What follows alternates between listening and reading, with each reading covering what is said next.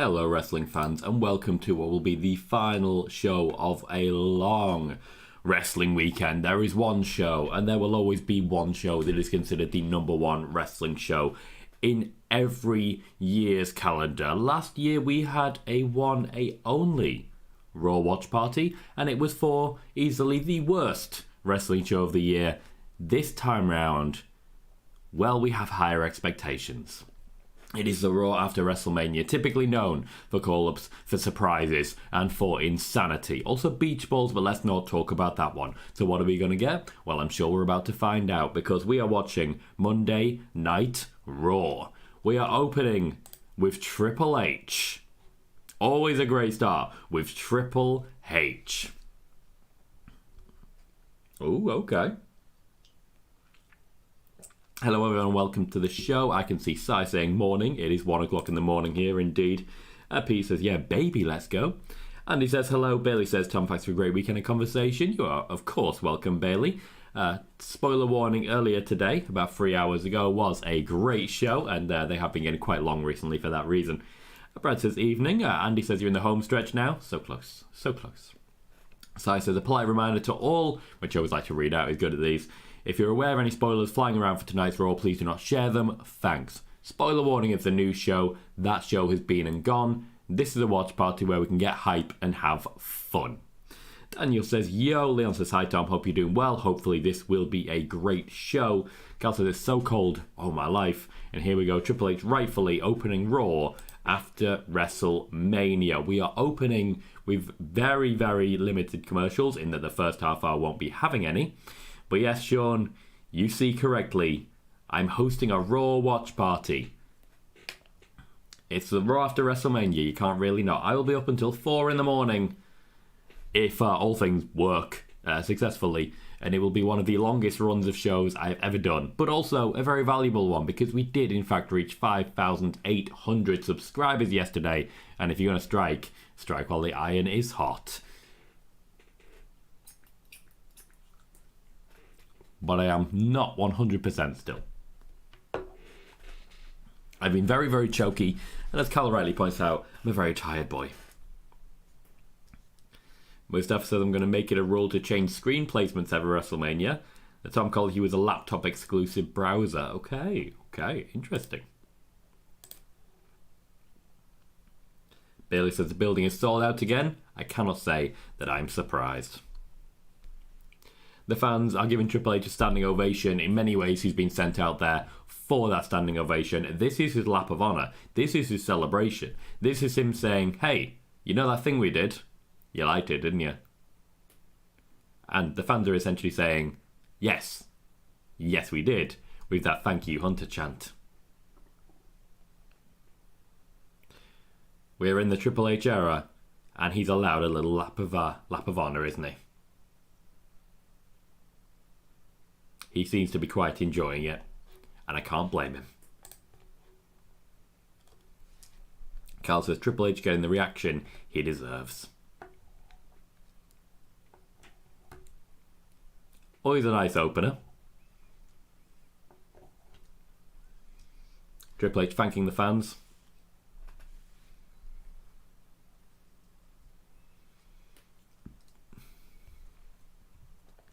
Cal repping the beard, which is worth mentioning.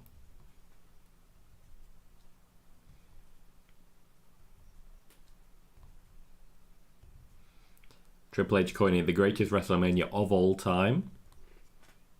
Really celebrating himself there. No, Eric, there wasn't one here. Oh, Sean, there wasn't one here.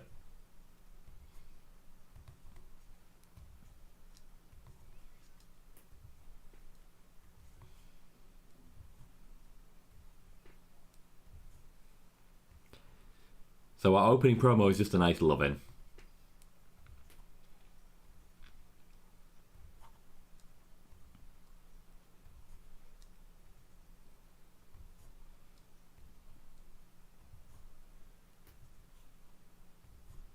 Logically as well, Triple H will be introducing his new champion and the new flagship bearer, Cody Rhodes.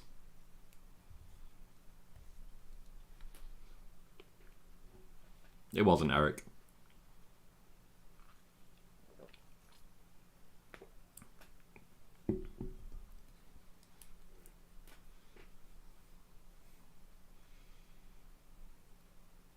Triple H putting a lot on Cody's shoulders there.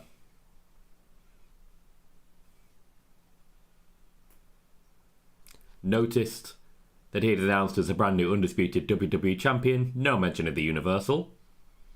Cal says Cody Rhodes is the new John Cena, or he is in fact the current Cody Rhodes.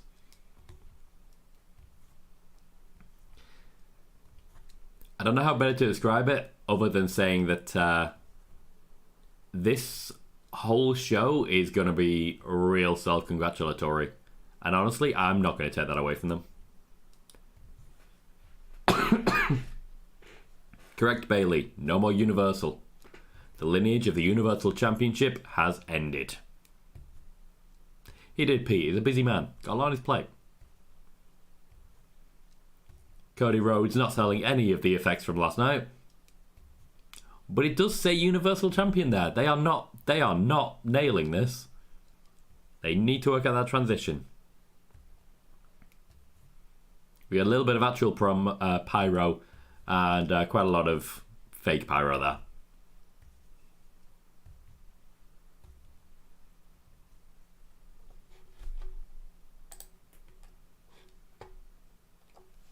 Cal said, you think this Cody guy was in a match yesterday?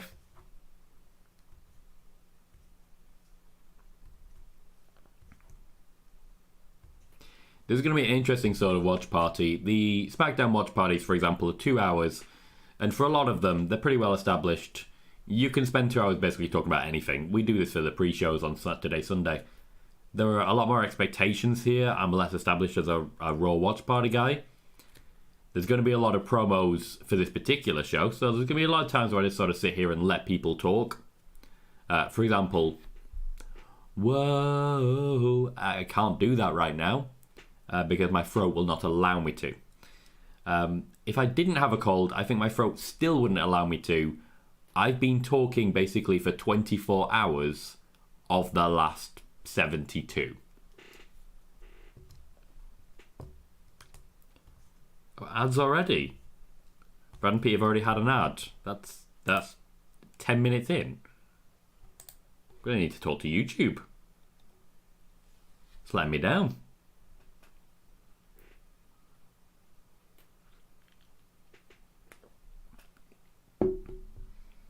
Cal, are you a premium guy? Premium guys don't get ads, let's not forget.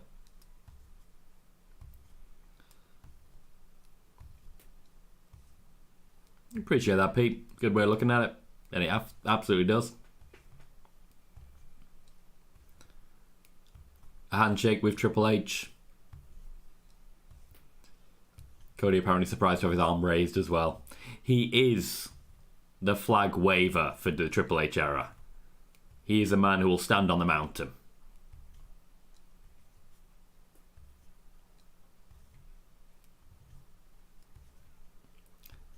And that championship was genuinely made for him. Genuinely made for him. Because they knew he would be the next champion when that belt was made.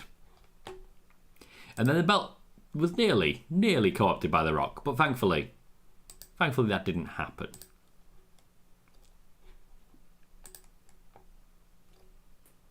Strong Cody chant, of course. The fans letting them know exactly how they felt. Interesting, Cal. Well, it clearly works for some people.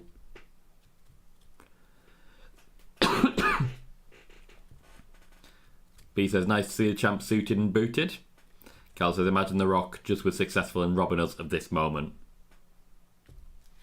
He came close. And Triple H said, I know you've got more power than me. The answer's still no. A loud "you deserve a" chant, which I think is proof positive that having him lose last year was the right call.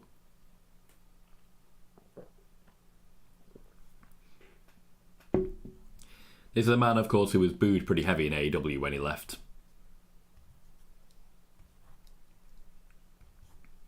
How often does the guy booking the match results congratulate you for winning a match?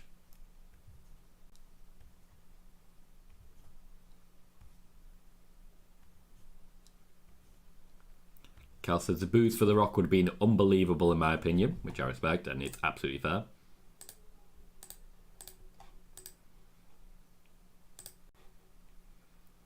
Another mention of WrestleMania as the greatest WrestleMania of all time.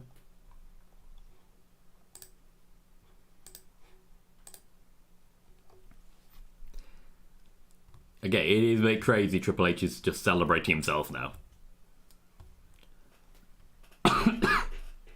Brad says last year was totally the right call. Cal says wrestling is back on top. And Leon says returning to WWE is probably the best decision Cody's made in his career.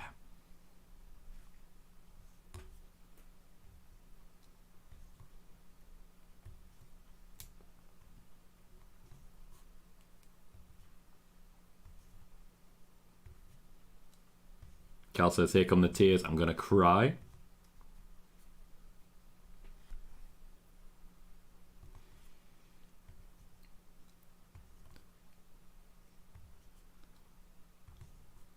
We have a tribute video. I imagine it's a family thing.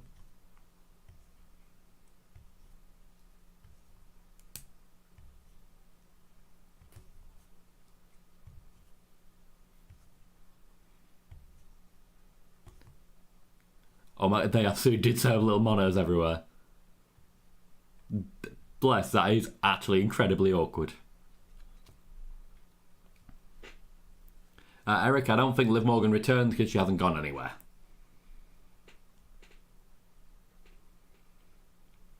Yep, Cal WWE would absolutely love to make you cry. That means they've got you emotionally invested and that's all they want. I do like the idea that the editors can work independently.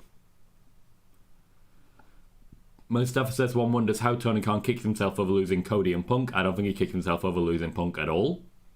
I think he's thrilled to have lost Punk. I think it was the right call to get rid of CM Punk.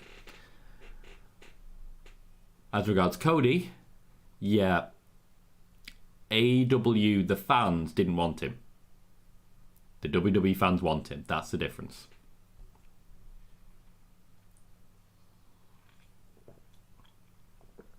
Pretty sure Cody's already crying, guys. I do love the little showing of Brandy there as well. So I said, be interested to see how this Raw plays out. Typically been a nod to the more hardcore fans, but I think that's Triple H's general approach. It'll be a fascinating statement of intent.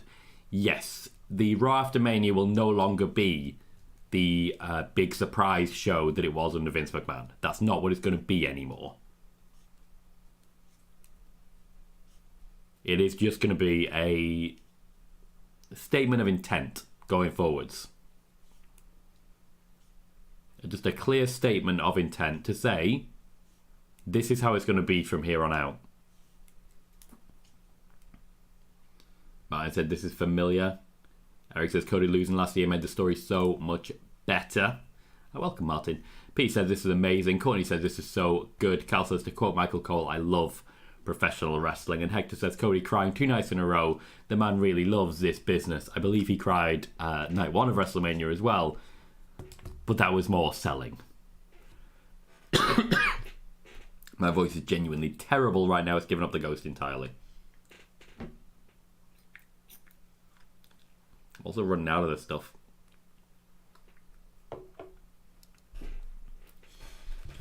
I'm counting down a little bit. I'm 1/12 of the way through. I managed to get a nap. I got my first nap. I had a half-hour nap.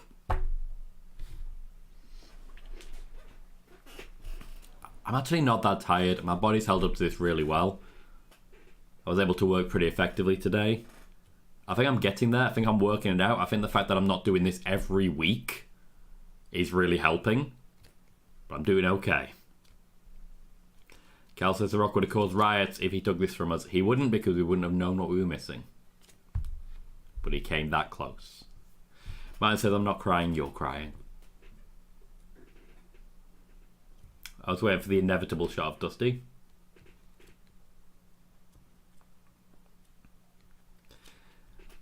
You have no idea how much Triple H just spent to get that song played.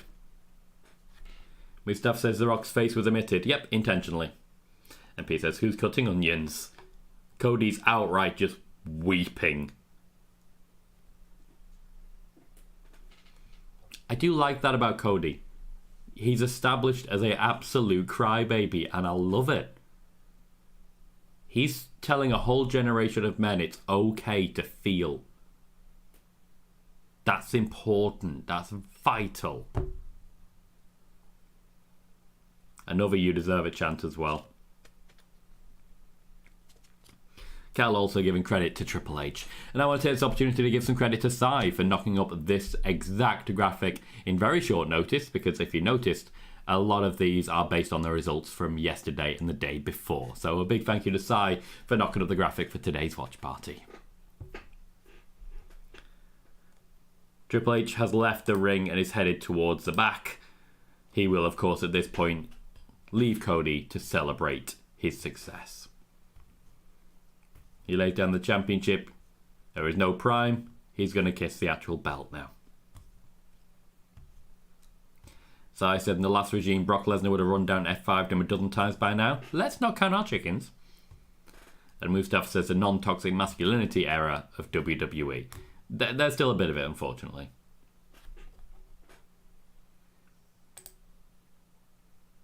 Oh, catchphrase time.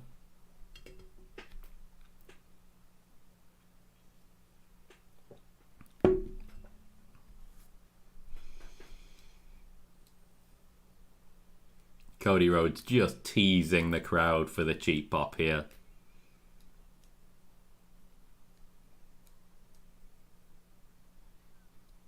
Bailey says, how does a champion like Cody fit into WWE's corporate development strategy? A good question, Bailey. It's relatively simple.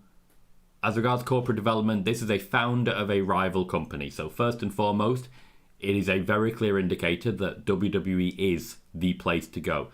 Secondly, he is the guy that they want to build around because of who he is as a person. He is one of the most positive. He is one of the hardest workers. He is one of the most invested.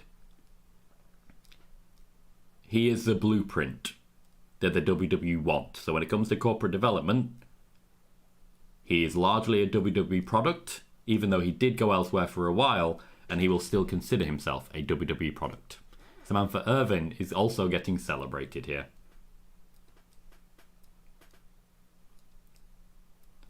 Cal says he has the fan in his hands, he loves us and we love him, and he apparently loves Samantha Irvin as well. Cal says Cody getting Samantha to announce him is amazing.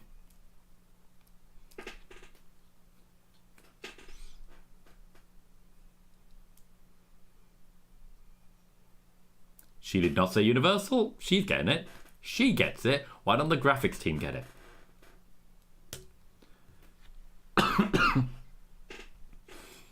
My body has very much given up the ghosts for this show. Completely. Cal says, to be honest, this should just be the show of us singing Whoa, Oh.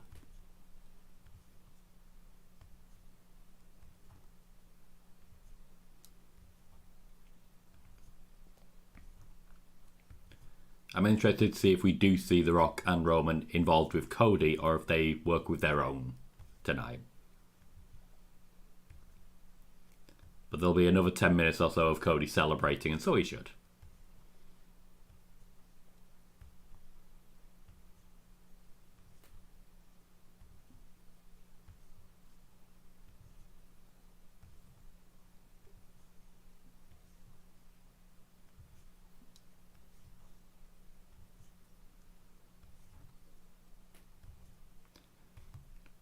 Some of his phrases are very convoluted.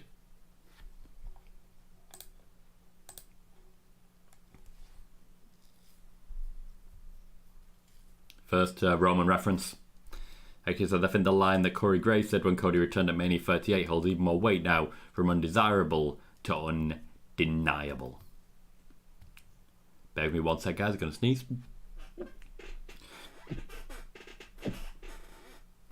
Oh, wow. Mustafa says, I cannot wait for the documentary 20 years from now. Martin says, driving now to my folks for next hour, also dropping to lurking. Thank you very kindly for joining us and lurking with us, Martin. P says, at the tippity top, but only halfway up.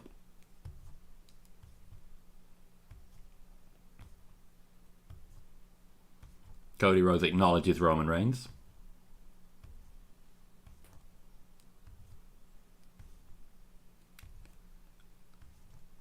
Cody seems slightly surprised by it. The fans are showing respect to Roman Reigns, as I feel is right. It was an incredible championship reign, nearly 4 years and some huge moments. Eric, only Cody's belt is undisputed. Only Cody's belt.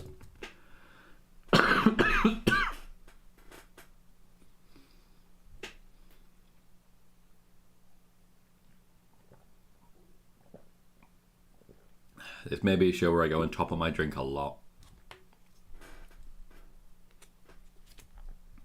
I have no idea what that question means, Mustafa.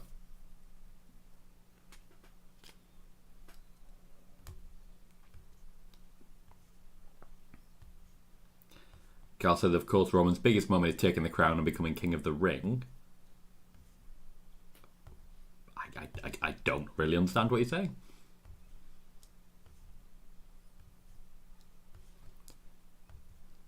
Do you remember how I said we weren't actually going to stop hearing the phrase finish the story? Well, we're genuinely not going to.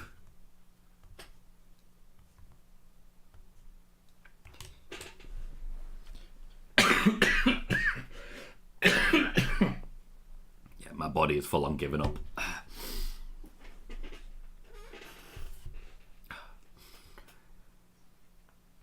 I got the... Yeah, windows open. Okay. The office gets very dry, guys, and it does not do good things for my throat.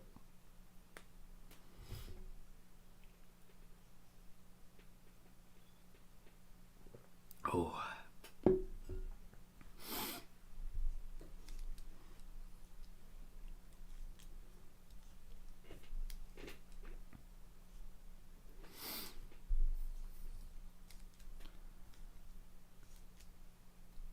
Okay, Cal, gotcha. I do remember that now.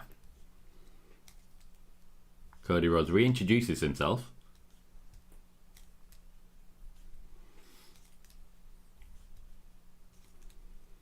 Cody repeating the undesirable, undeniable line. Feels like a poke at AEW there.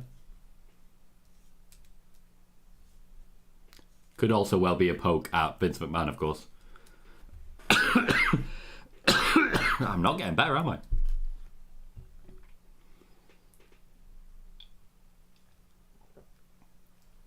The Rock is, in fact, already here.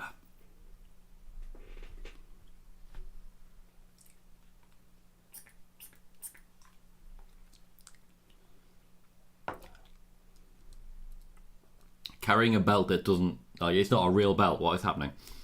Eric says, with King and Queen of the Ring coming back, with any early favourites, Man Ludwig Kaiser and maybe a returning Carmella. I'm still leaning towards Dakota Kai. King Kota in it.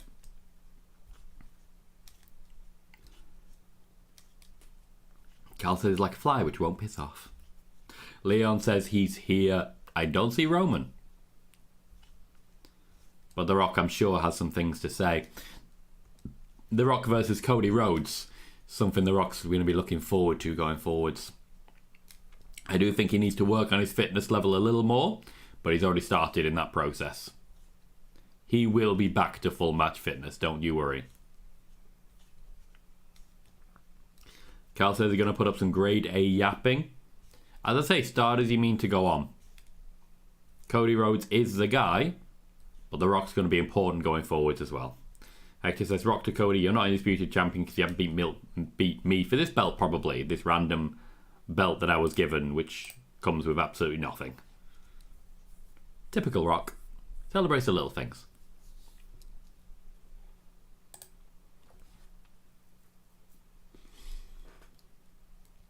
It's also a pretty quick entrance for The Rock. He's even re-wearing the same shirt. Has The Rock run out of money, guys?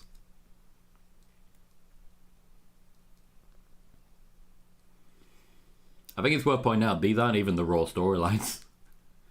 These are the SmackDown storylines. We haven't heard from Damian Priest yet, Drew McIntyre, CM Punk, Seth Rollins.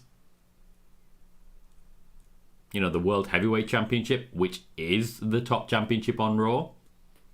I haven't even heard anything from that yet. We're sick for the way through Raw. I haven't even been in wrestling yet. To be clear, not complaining. I'm not one of those guys. Bailey said, is that a Spanish announce table for Raw? If it is, then what I see is a target. Rock was struggling to get up those turnbuckles.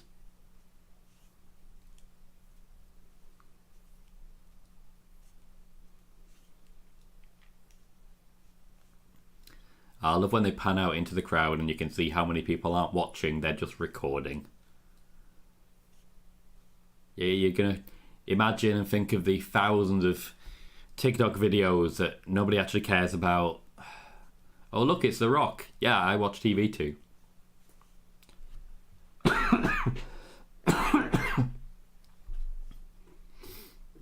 Carl says The Rock is stealing Cody's moment again. I don't think you can steal Cody's moment. He is, after all, undisputed.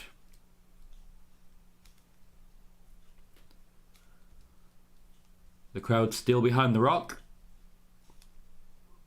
Oh, bloody hell. Apologies, guys. The crowd so far just love everyone. I kind of get it. We've had the Cody chant, we've had the Triple H chant, we've had the Roman chant, now I've had a Rock chant.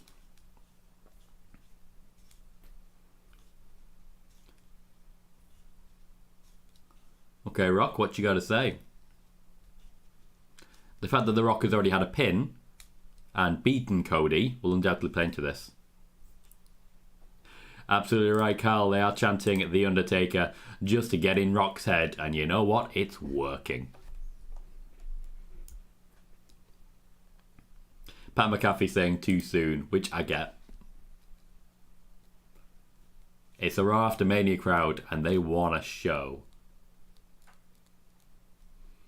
The Rock did show annoyance for a little bit. That tends to feed the crowd and keep that chant going. But not for too long. It's a busy show. It's genuinely going to be a 40-minute Rock promo to start the show, isn't it? The first hour of commercial free will involve no wrestling and just all Cody.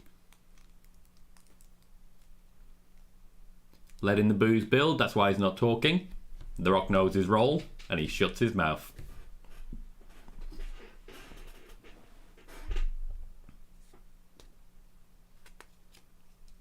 This crowd very much letting The Rock know how they feel about him. Francis say, Tom, just looking at the stadiums full out for WWE, maybe it looks like AEW can fill pay-per-views and not weekly TV shows. I don't understand how this tells us anything about AEW, to be honest. I don't believe it does. We are getting close to the day after The Undertaker was defeated by Roman. This is my yard now. Oh, okay. The Rock is just letting them control this. Mustafa calls it Dominic Heat.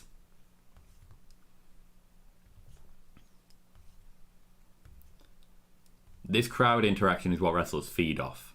It is vital to keep this going because it means the crowd will still be loud for the rest of the show as well. Once they realise they're part of the show, they'll cheer, they'll boo, they'll do whatever you need them to, and they will carry the energy as well. The Rock will always feed them. You'll see it with John Cena as well. You see it with Roman all the time. Same tactic. He'll hold the microphone to his mouth, and then once he hears the reaction, he'll back away so that they win.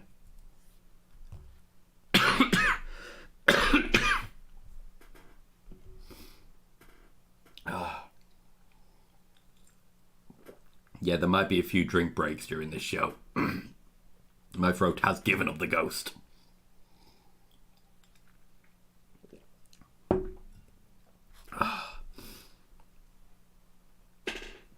You want to try again, Rocky? He's going to power through this time. What does The Rock say? What does The Rock say? The Rock says he's a lot of things.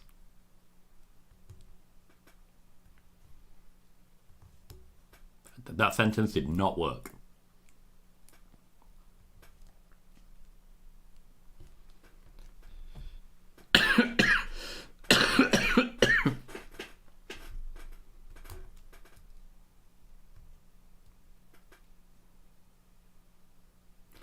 Took a while for the crowd to sync up there, but they've gone with the arsehole chant.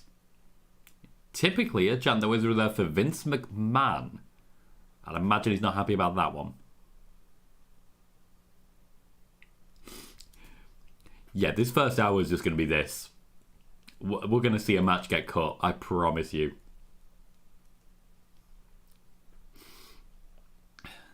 Hector says Pat McAfee being a tweener announcer is perfect. Sometimes he loves the heels, sometimes he loves the faces. It's great.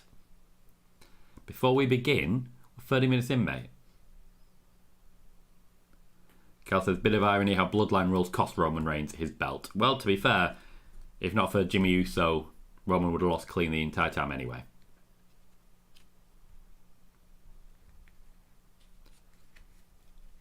Loud what chants, The Rock working around them.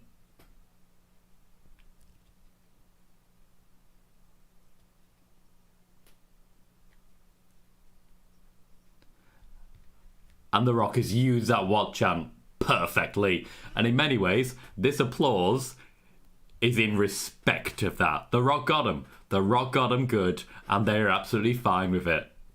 Good crowd for it. Even Michael Cole is creasing up.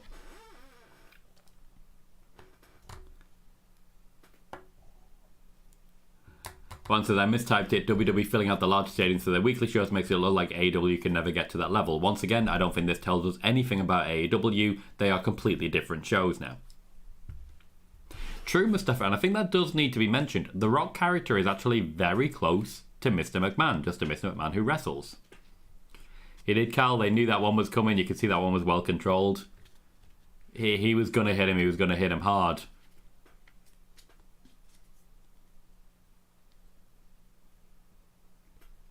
He's enjoying it. He's trying not to smile.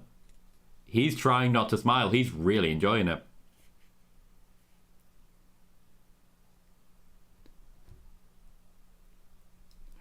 Cody now is silencing the crowd, by the way. Cody recognising that what they're chanting cannot be on TV, so he's giving them something else to applaud so they'll stop saying it. Hector says, Raw on Netflix is going to be so good because all those bleeps won't exist at that point. The Rock then countering, getting the boos going. The energy is now where it needed to be again. They have controlled the crowd. They have made it so they can get back to their promo. Eventually.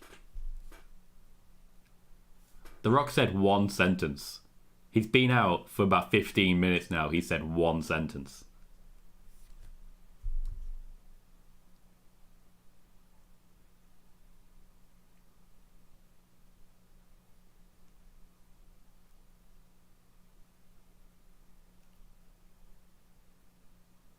How many flowers are you giving, Rock? Because you tried to say it's all away. You finish your story.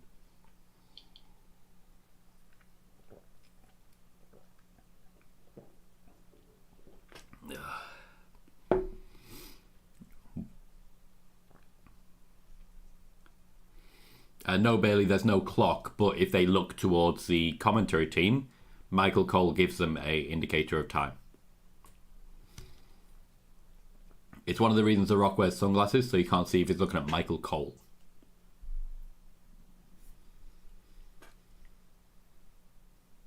Getting a bit sexy. Danny says The Rock knows how to waste an advert-free hour. He does. He very much does.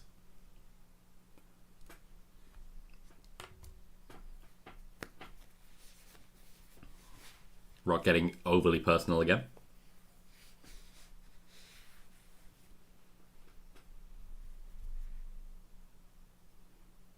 Getting personal. Getting real creepy. It's gone from giving you flowers to implying that you've been having sex with his mother.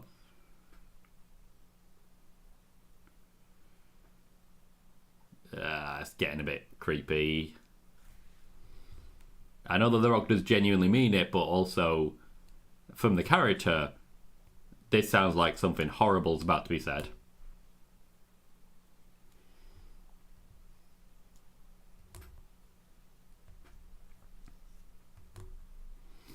Leon says, do all big segments have to be 40 minutes? For The Rock, they do. Also, we're barely getting started here.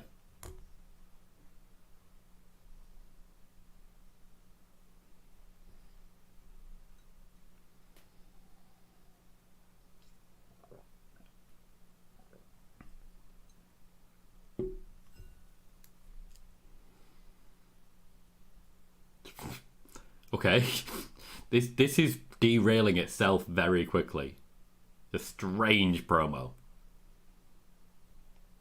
Cal says he's holding tears here, Cody. He's always this close, to be fair. Finish the story. That's our third reference so far.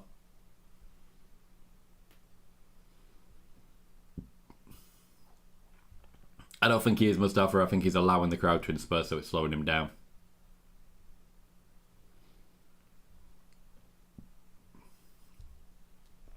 That is an insult and a half there, Cal.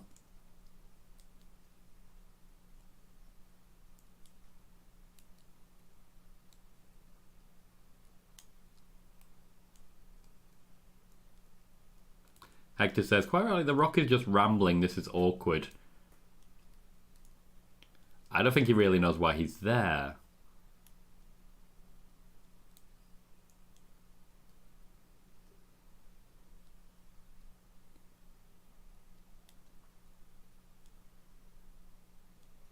Okay, now we're on to it.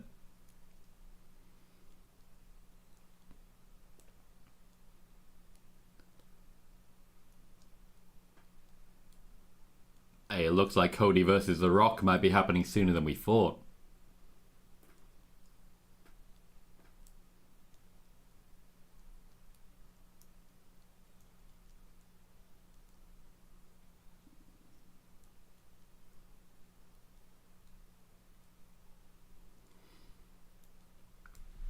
Obvious choice from Cody would just be to say, earn it. And I very much think he should.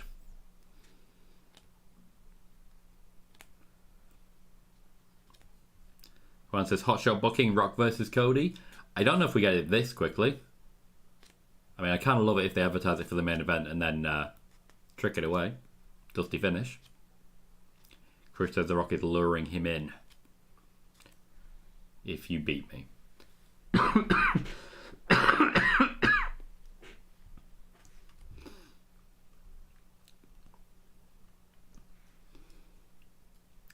Okay, so this is just weird. Like, let's flop it out on the table. Are we redoing the Becky Lynch Charlotte Flair segment? Chris says SummerSlam main event. I'm calling it.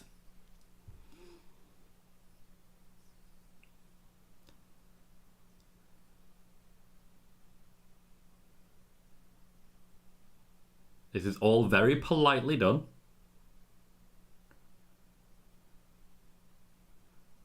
You will know both championships fit very well with The Rock's top.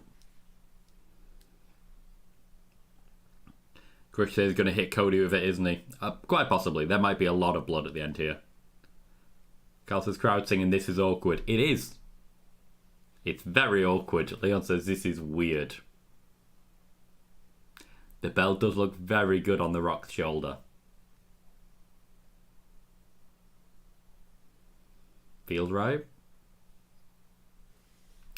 Crush, you are right. It looks like this challenge is about to be laid down. If we're talking main event for the very next pay-per-view, then this is a hell of a main event to have.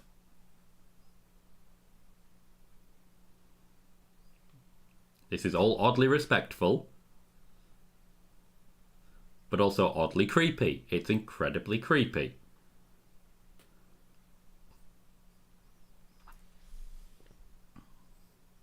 Even Cody seems baffled by this. Yes. So we did know that The Rock was heading out here. The Rock does have more matches in his calendar, but it won't be until after SummerSlam that he returns.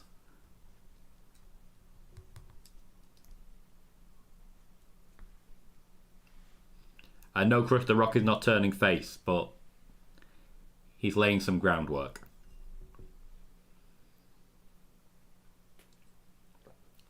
Not just yet, Juan. Not just yet. The fans saying goodbye, but they will miss him. They're just playing up their part in this. As Michael Cole says, I don't think they mean it in a kind way either. Chris says, I'm surprised Roman hasn't come out. This segment is about building up towards Cody versus The Rock. If Roman comes out now, we're starting to build towards a rematch, and I don't see that one happening yet.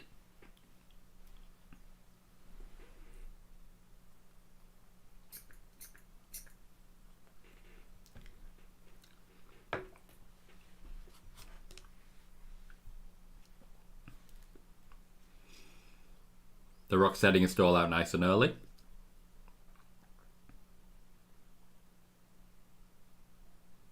Good response from Cody.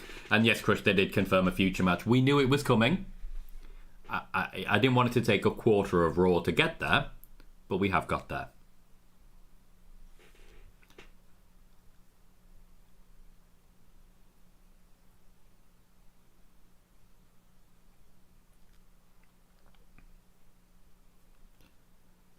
The Rock's just made sure his right hand is free.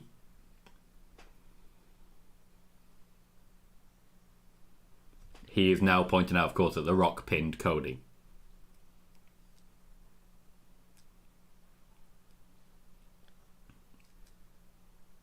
Which is, of course, the entire reason that happened. To build to this moment. Fourth mention of the story.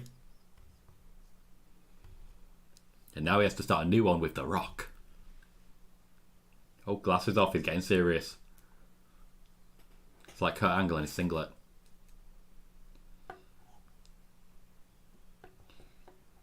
I really don't know how I feel about this entire promo because it lasted forever.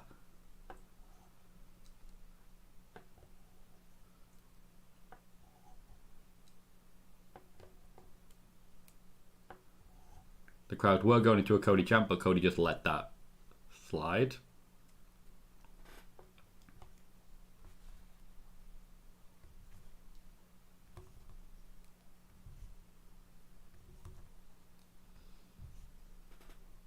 Confirm The Rock's position. The Vince McMahon-esque figure.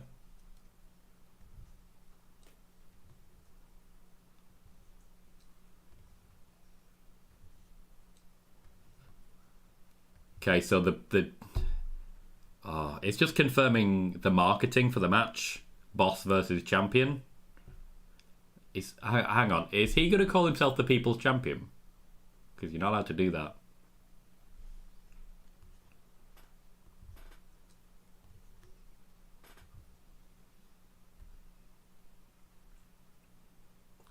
It's not much to build a feud on. They're reaching. I think it's a good thing that The Rock did pin Cody because that gives them a reason to actually do it. Cody's motivations are questionable. Just be a fighting champion. That works.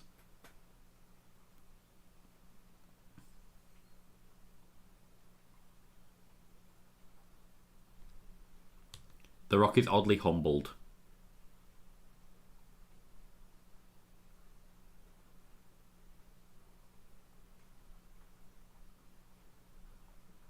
Humble Rock is not something I'm comfortable with.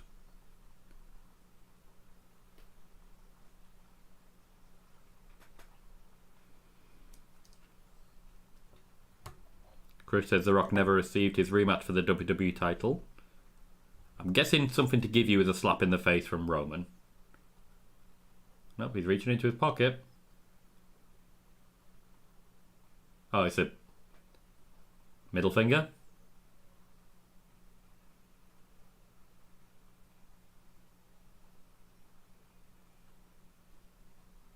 It's creepy.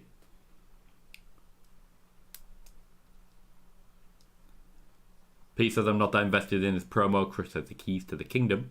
But Savage says Shazam.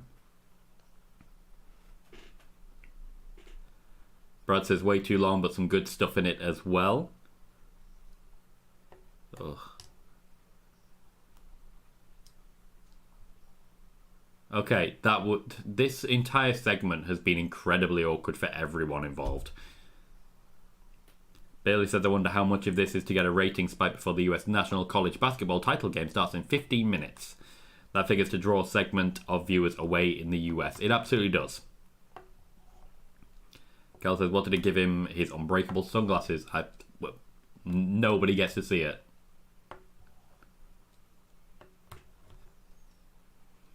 Okay, so our opening hour of Raw was creepy and awkward. Whether it is or not Crush, I can't say for certain. I can't say whether it was supposed to. Definitely felt weird. Cal says, why did Cody break his heart?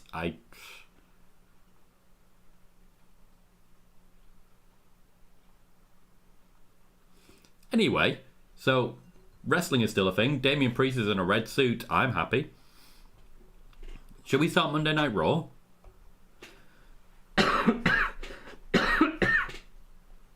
Awesome Truth are also in the building. Cal says Rock sounded like Cody's ex. Kevin says a 20-minute segment makes sense, but not 45 minutes. God damn. Sami Zayn and his entire family also on the way over. Chris says Damian Priest looks like a champion as well. Brad says he beat Roman and that.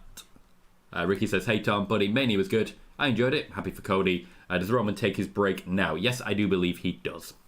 Mustafa says random time-travelling attorney taking selfies in the corner. I did spot him. And Hector says that promo leaves me with more questions than answers, which I don't think was the goal. Cal suggests it's The Rock entering his drunk phase. I mean, if they're taking the lead from Snoop Dogg. And Brad says beating Roman broke his heart. I don't know. Couldn't tell you. I would imagine that a deal was made that Cody would step aside for The Rock in exchange for something. I would imagine what just happened is that The Rock has delivered. Even though, as we know, Cody didn't. So I'd imagine we're going to find out more about that in the days and weeks and years to come, but we ain't there yet. Welcome, Corey, to the show. Thank you very much for subscribing on the YouTube side. We will not be regularly doing Raw watch parties, but I do implore anyone who subscribes to check out the Spoiler Warning show. We had more than 170 people in Spoiler Warning earlier today, and we did dive through all of the news in and around WrestleMania 40, the aftermath at the very least. To go through quickly the headlines for anyone who hasn't seen it, we talked about Stephanie McMahon returning, what her role is in the company. We talked about Steve Austin not being able to make it, but The Undertaker being the backup. We talked about Hulk Hogan and Vince McMahon never being invited despite rumours and why. We talked about why there was a focus purely on the Triple H era. We talked the new contracts for Seth and for Becky as well as the deal and the promises made for Drew McIntyre. We talked about how those promises would impact Damian Priest and how brief his championship run would be because of it. We talked about when the decision was made for Sami Zayn to beat Gunther. We talked a little bit about how Nick Khan and Triple H are viewing Snoop Dogg. We talked about the next steps of the bloodline, particularly for Rock and Roman. We talked Jacob Fatu and reports that he has now signed. Jade Cargill's reception backstage. Carlito, Liv Morgan, Andrade future pushes, as well as a little bit about what happened backstage with Dustin Rhodes and Matt Hardy's, AEW contract. Now it feels like a Raw after WrestleMania. Shinsuke Nakamura has made his entrance. He will be facing off with Ilya Dragunov, the current NXT champion. This isn't necessarily a call-up, but it's definitely a surprise.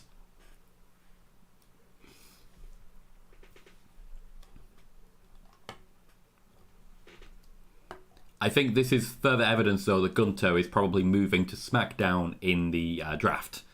Particularly if Dragunov is going to be here and he's going to be on Raw, I definitely do not expect him to be facing off with Gunther anytime soon. Hector says, do you think this means... Hang on.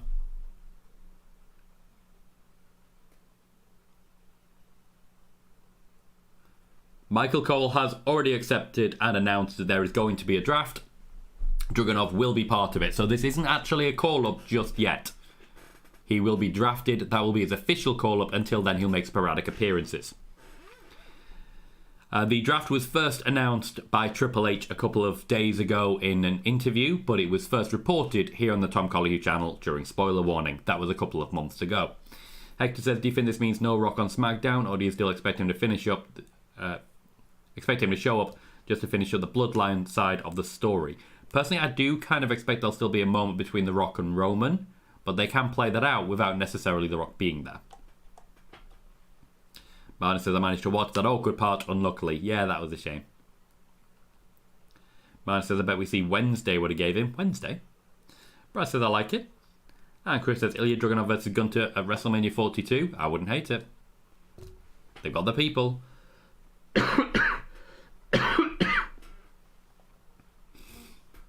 Dragunov just had a very interesting face. Oof. Wow. Okay. Nobody was ready for that German suplex. Oh. Okay. The camera angle's doing them favours as well here.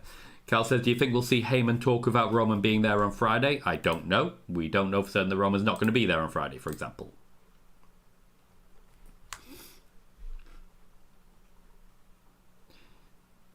We currently have 43 people watching and 27 likes. If you're able to, please remember to hit that thumbs up as you enter the show. It does massively boost the amount of people that we get in here. We are currently still in a growth spurt, and I'm very much enjoying that. Here in the Tom Colohue channel, we cover a variety of topics. We are still your primary news show, sharing exclusive news that you can't find anywhere else. During spoiler warning, we also do watch-alongs primarily for pay-per-views and big events like that, as well as deep dive investigative journalism on some of the most in-depth areas of pro wrestling. We've been covering in-depth, for example, everything going on with the allegations against Vince McMahon. Factually, simply, with no clickbait, very easy to understand. We also covered at length how CM Punk convinced the WWE that he was worth their time and investment by using wrestling media against the WWE. That was a very successful video, and it was very successful for a very simple reason. So, by all means, check out more of that. And in the meantime, just stick around, because we've got a whole Raw to watch. We have more than 2 hours still to come. We are just starting our first match, which is Ilya Dragunov versus Shinsuke Nakamura. We have just had the incredibly awkward opener, 45-minute promo, last 20 of which was The Rock basically saying, hey, that's a pretty belt. Can I touch it?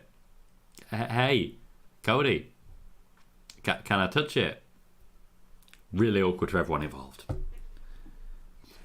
A Let's Go Ilya chant already. This is the ideal time for a call-up or a special appearance of this magnitude, because the crowd here have come from all around the world. They know who everyone is in NXT.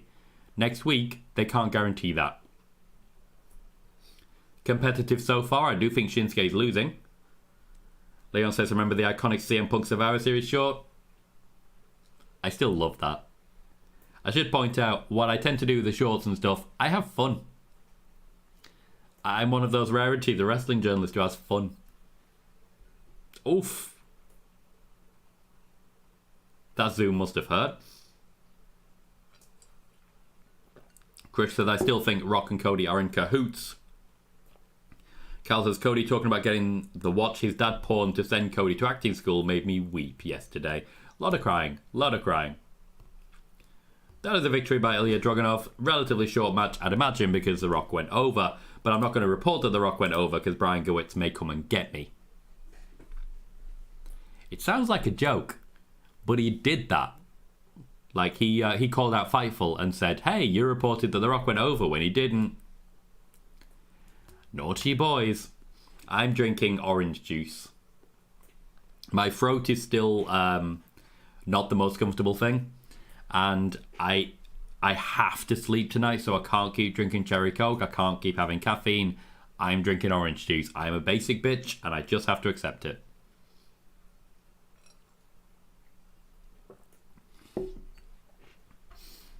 So we've had our first surprise, and it wasn't a bad one. The Rock technically wasn't announced to my knowledge, but I have been asleep for the last hour. Well, the hour before the last hour, I should say. A Raw After Mania also historically has a lot of recaps.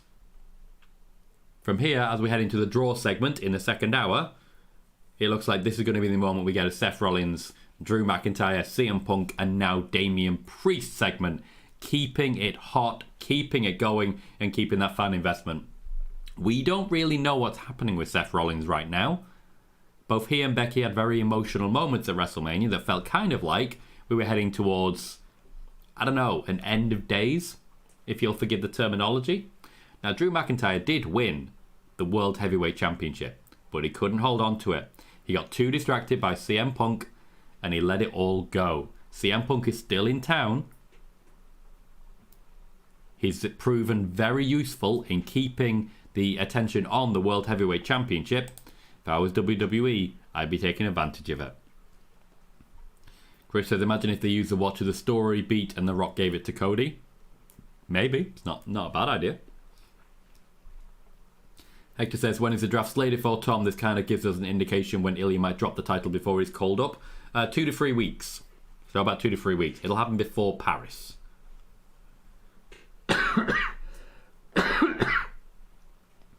And it doesn't necessarily mean that Ilya will drop the championship, because, let's face it, Bron Breakker's already been called up and signed a contract, and he is still a tag team champion.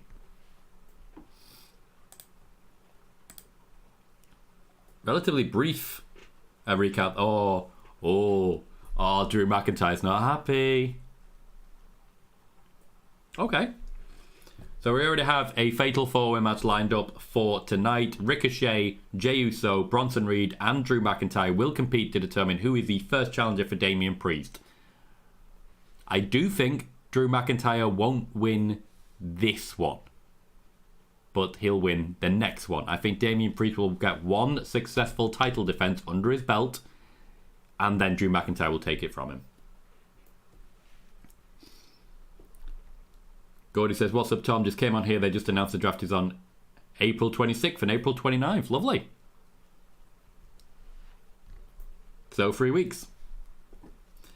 Cal says, Tom, it's impressive how awake you are from your naps. I go for a 1 hour nap and wake up 6 hours later. I eventually got half an hour. I'm hyped because generally it's been a good show so far. I've got 2 hours left. I'm going to flag. But that first hour actually flew pretty quickly. And also, I have reaching the end energy. You know what I mean? It's been a somewhat delirious few days. When I decided that we were going to do 4 days of watch parties, I thought to myself, I rarely actually manage to do all 4 days. I historically have cancelled shows and stuff, and I'm not well. I've been sick the entire time, unfortunately. But you know what? I'm still here. And I'm sure it's annoying that I'm constantly coughing, and I do apologise for that. But I'm still here. And as long as I'm here, and we're having fun, I'ma stay. The biggest issue that I've got is the leak. So for those who don't know, in my home, I am moving into a different home in about 3 months. But in my home, there is unfortunately in the office a leak right there. Right there. Okay? And I can hear it. I've got towels up there to funnel it all into a bucket down here, so I can keep it away from the electrics and everything. And I can hear it. I don't know if you can, but I can. And it's infuriating. For now, I'm awake. Let's see how we go for the next 2 hours. Noah says, when do you think Brock Lesnar will return? I do not believe Brock Lesnar will return to WWE. I believe they will allow his contract to run down and he will leave quietly. Leon says, I'm going to guess Jey Uso wins. I think that's a good shout. I also think Bronson Reed is likely an option as well. I don't think there's a bad choice there, to be fair. Chris says, there's 2 pay-per-views until Clash at the Castle. Beautiful. Give me Jey Uso then. Spot on. Spot on. Ricky Fawn says, sorry that you're sick, Tom, buddy. Hope you feel better. I do feel... no, I don't.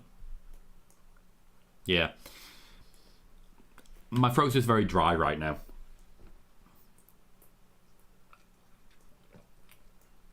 So I will have to pop out and get a top up every now and then.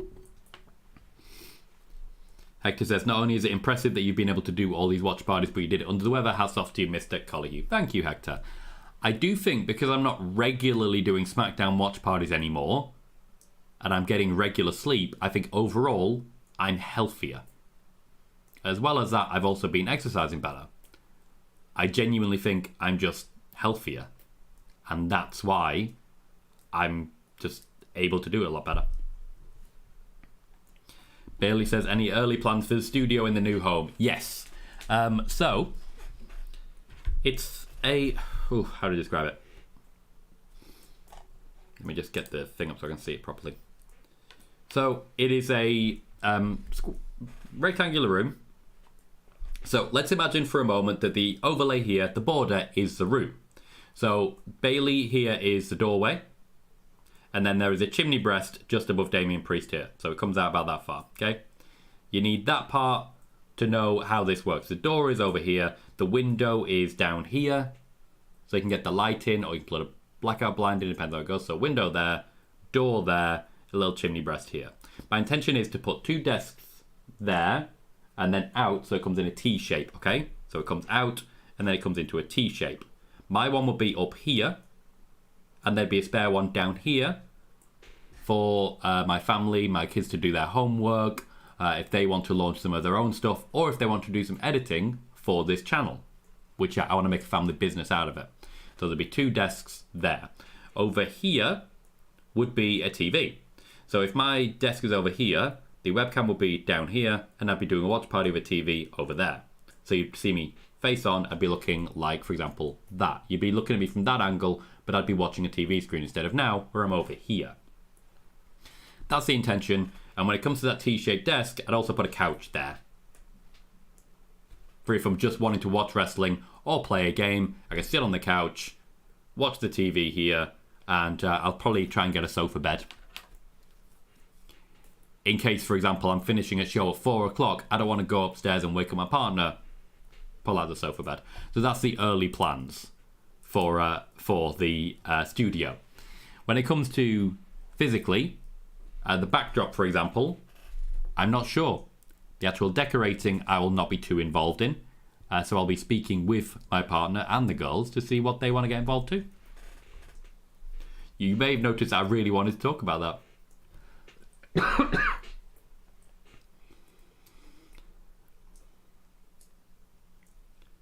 Finn Balor, Dominic Mysterio, and JD McDonough are in the ring, ready to introduce Rhea Ripley and Damian Priest, still holding the championship belts for the Judgment Day. Cal says, drinking orange juice in a Coke glass, what is this criminal act I'm witnessing? It's my play, mate. I've drank Pepsi out of a Coke glass before. It felt wrong. Cal also says, Tom, potentially getting a house makes me a happy boy. It's not potentially anymore. It's not potentially. I've moved all the pieces around. I've had some very good days and seen some very generous donations here. I am very genuinely getting a house. It's real. Sai says, I heard speculation, not reporting, on Observer Radio that Judgment Day were not told about Damian Priest's cash-in last night, and the on-screen celebration was completely genuine. I'll do some chasing on that one. I haven't heard that myself, but they were genuinely happy for him. And he did come out alone to start with. Whoa, sorry. Oh, look, that leak. Look at that. Look at, yep. Brad says, so happy for you and your house. Thank you, mate. Cal says you deserve it as well. Thank you very kindly.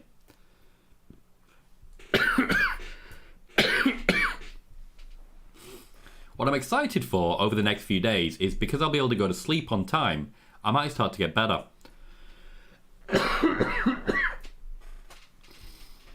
If I didn't get sick during WrestleMania weekend, I'd probably have been over this by now. Instead, it's still here.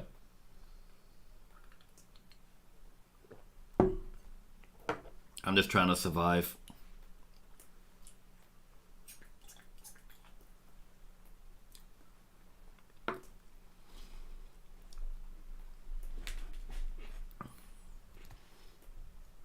Hector says, The Rock needs to take notes from Dom on how to truly get heat from the crowd. The man was almost yelling in the mic just to announce Rhea. I don't think he needs to take notes from Dominic Mysterio, mate. I mean, he's still The Rock. But The Rock don't get that heat.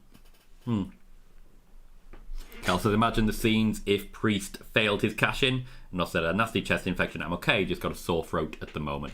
Yeah, I don't think this has gone to the level of chest infection, though I do have problems with that. In general, I think I'm just choky and a bit crap.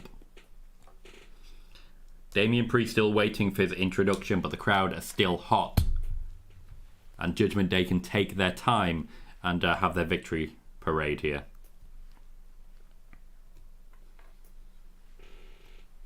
They've already announced the number one contendership match for Damian Priest's championship.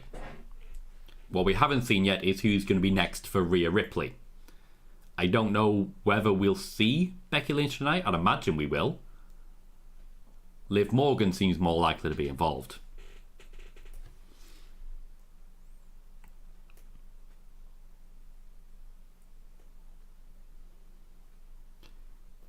You wouldn't think that Judgment Day are actually 3 titles lighter than they were. But to be fair, Judgment Day were never really supposed to be in the tag division. They never quite belonged. Finn Balor now introduces Damian Priest. I'm interested to see how fancy this is going to be. Chris says Damian Priest got a new theme. I mean, it's good to be the champ. It's clearly just a variation for Judgment Day, but I'll absolutely take it. Okay. I see what you're going for. And I am looking respectfully.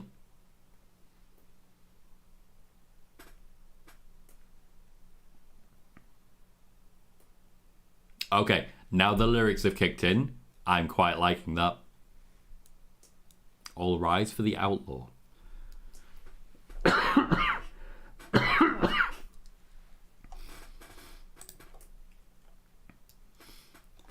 They are really celebrating the whole people on the internet thing, aren't they?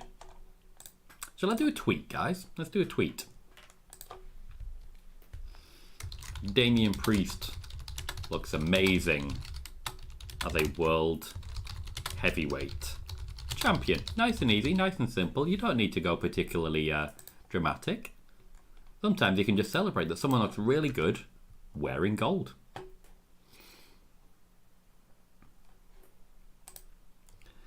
The Twitter machine continues to do very good for me, as I've laid out for you guys previously. My intention for Twitter at the moment is to, by the end of the year, have Elon Musk paying me for the pleasure of essentially using his service.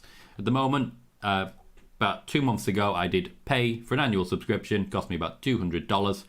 And by the end of the year, I should have earned that and then some. So it's just an additional revenue stream that, as it builds, that number will increase as well. In order to achieve that, we're looking for an average of 55 views per day or 1.6 views per month. I'm currently averaging 58.5 thousand views per day. Yesterday, for example, 112,688 views. The day before, 100,420 views. We are having some very good times on the Twitter machine at the moment. And I want to say a big thank you to all of you who are making it happen for me. A lot of love for the Judgment Day right now. You deserve it, chance, for Damian Priest, considering the crap he's had to put up with on social media from these exact same fans. I like what he's going for. I like the phrase of Terror Twins. If for those who don't know, Rhea Ripley has on occasion had to borrow gear from Damian Priest to wrestle in. These two are very close friends. Cruz says an upgrade in presentation. Cal says I like his suit. Bailey says, can Rhea stay as a heel through 41? The crowd is so over for her, or do they push Bianca as a heel moving forward? Personally, I think she stays as a heel until WrestleMania 41 when she loses the championship to Bianca. R-Truth is in the ring, holding one of the tag team championship belts that he won from them.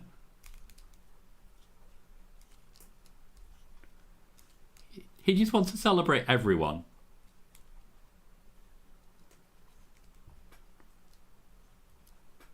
R-Truth, of course, pretty open about the fact that he misses Vince McMahon. Hector says Damian Priest is the second Puerto Rican world champion in WWE. Pedro Morales as the other.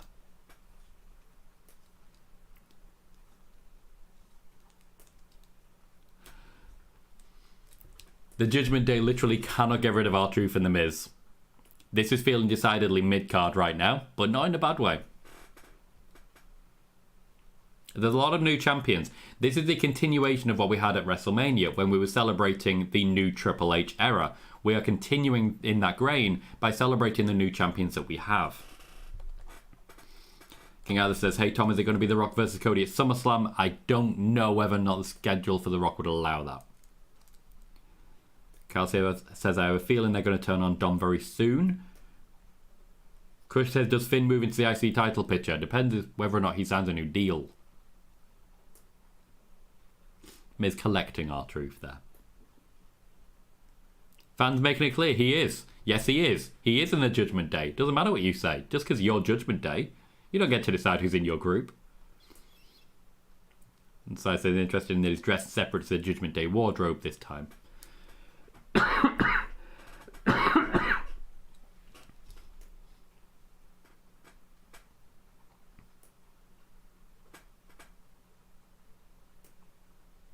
The fans definitely behind Awesome Truth as well. Fully deserved. A lot of very good decisions made at WrestleMania.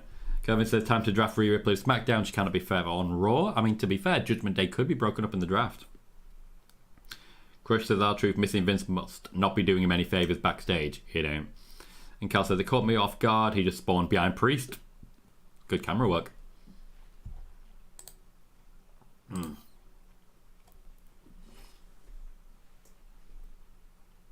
Finn Balor wants the belt. I'm guessing he's going to be with JD for this.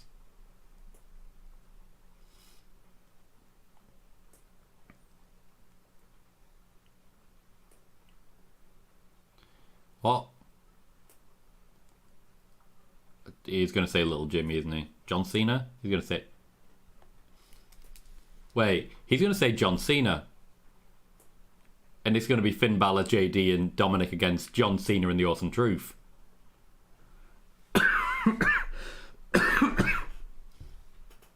Come on. John Cena. The crowd have twigged onto it now. Hit the music. Hit the music. Come on.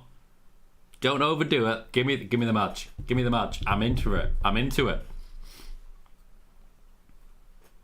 Leon says, rightly, since they're in ring gear, I assume we're getting a tag match after this segment. I mean, you're absolutely right. Crush says, rightly, the titles are out of place with the new era. True. Miz hasn't caught on yet.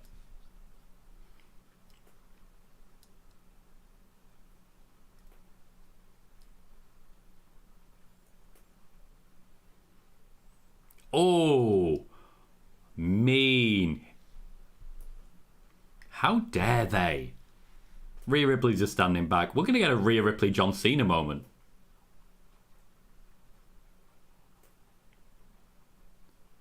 Cena chant from the crowd. They know what's up.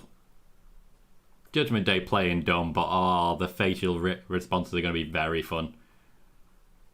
Let him gloat. Let him gloat. John Cena is going to work with Dominic Mysterio. Why have we gone to a commercial break? Why have we gone to a commercial break? Hit the music, then do the commercial break.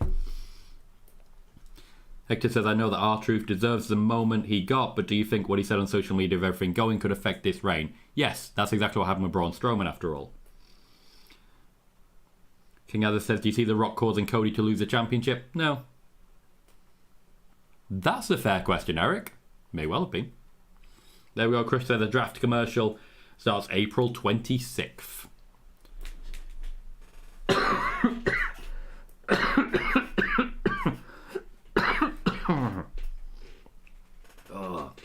The draft was first reported here on the Tom Colohue channel, and thank you to everyone who regularly checks out. Spoiler warning, you get free news with no clickbait, no hyperbole. I just tell you how it is as best I can, and hopefully that's something you can get behind.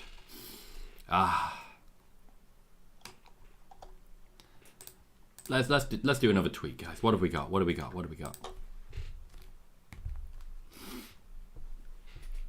Yeah, not yet. We all know it's Cena.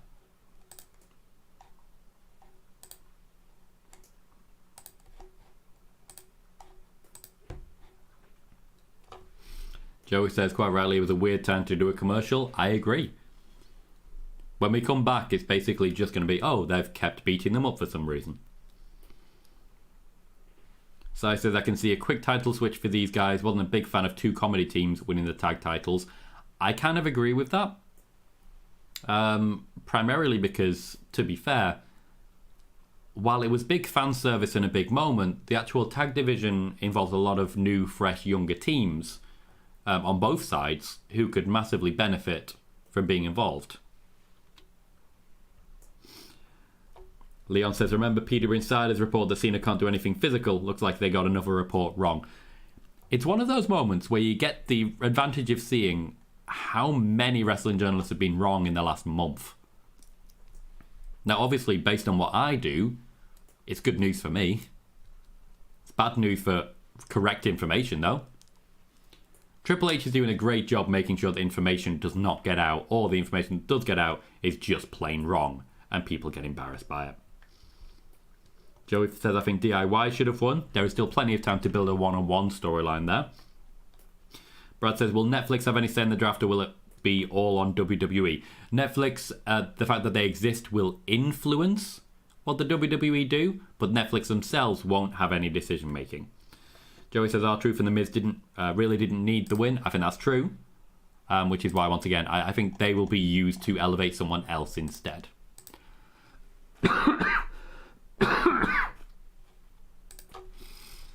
John Cena with another match to make sure he gets one every year. Not bad for someone who can't get physical at all because of his filming schedule. It isn't even glowing, it's just funny. It's just funny. Moxie says, Tom, whatsoever you think of the show so far? It's a difficult one because that first promo was incredibly awkward, but also because it was so awkward, it was also incredibly compelling. That's kind of where we are. The Ilya Dragunov-Nakamura match was quick, it was brief, and it was interesting because Ilya Dragunov, obviously new to the main roster, looks interesting. I like what's happening with Judgment Day here. It's entertaining. It's also, once again, not overstaying its welcome. We know something big's going to happen with Drew McIntyre, knowing that there's a fatal four-way to determine the number one contender for the World Heavyweight Championship. I'm excited for that. I think there's something good coming there, something that we can all get really excited for. Now, we are nearly halfway through Raw. We've nearly had an hour and a half of Raw, and we're still missing a huge amount of big names. No CM Punk yet, naturally. No Seth Rollins. No Becky Lynch. We need a follow-up from Sami Zayn and Gunther. There are early signs that this is going to be an incredible Raw. And the fact that John Cena's about to pop up, you know what? I'm into it. I'm into it. So far, yeah, I'm enjoying it. Mustafa says Cody's Aragorn to Triple H's Gandalf. Triple H the White. Cal says, when did WWE move to Netflix? January. Leon says, R-Truth deserved a WrestleMania moment. Not everyone gets a WrestleMania moment, so it's nice as they spread them out as best they can. Joey says, I've got a feeling Raw's going to get all the star power in the draft since they're moving to Netflix next year. There is no advantage to that. So it's worth mentioning that WWE's focus is not on the United States anymore. The biggest indicators of that is all of the pay-per-views in Toronto, in Saudi Arabia, in Paris, in Berlin, in the UK. They are going to be international. Netflix, outside of the US, gets everything. Raw, SmackDown, NXT, PLEs. So if they stack Raw and ignore SmackDown, then internationally, they've just shot themselves in the foot because there's only one show worth watching. Netflix will not be the reason that Raw gets stacked. They will be trying to balance it out better. Pete says, as regards tonight's Raw, it's already better than last year's by a country mile. King Gather says, do you see Roman turning babyface when he returns? No, not for a while at least. We're not just going to like that. That's not how we play it. What we've ended up with is a 5-man tag match. So, a handicap tag. 3 men from Judgment Day, 2 men from Awesome Truth. I'm guessing John Cena's taken a massive dump. Just huge. Absolutely monstrous. Miz showing off.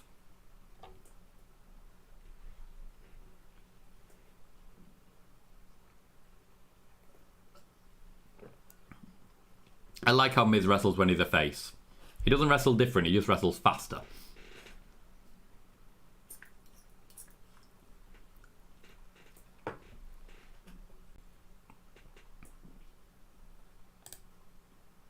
The fans completely miscounted that one.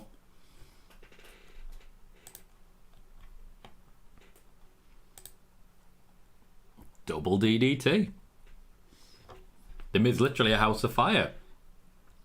He's wrestling better than Cena does. We're going to get the Miz and Cena on a tag team. It's been a while. Historically, they're not the best of friends. Maybe they don't even need Cena. Nah, Miz has had his moment.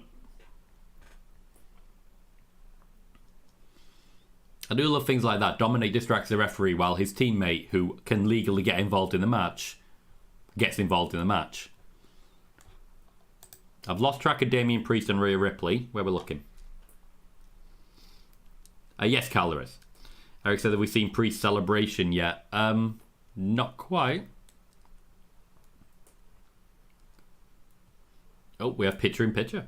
So that says, next 4 PLEs are outside the USA. We have 3 PLEs in the next 2 months. Backlash in France, the Saudi show, and Clash at the Castle by mid-June. Money in the Bank in Toronto after that in July.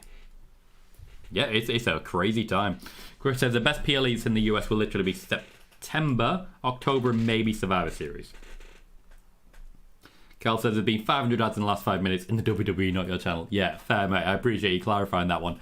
So, you know how it's ad-free for the first hour? That's always a false economy with the WWE. They still have the exact same amount of ads. You just get them in the last 2 hours instead of spread about all 3 hours. You still get the exact same amount of actual ads.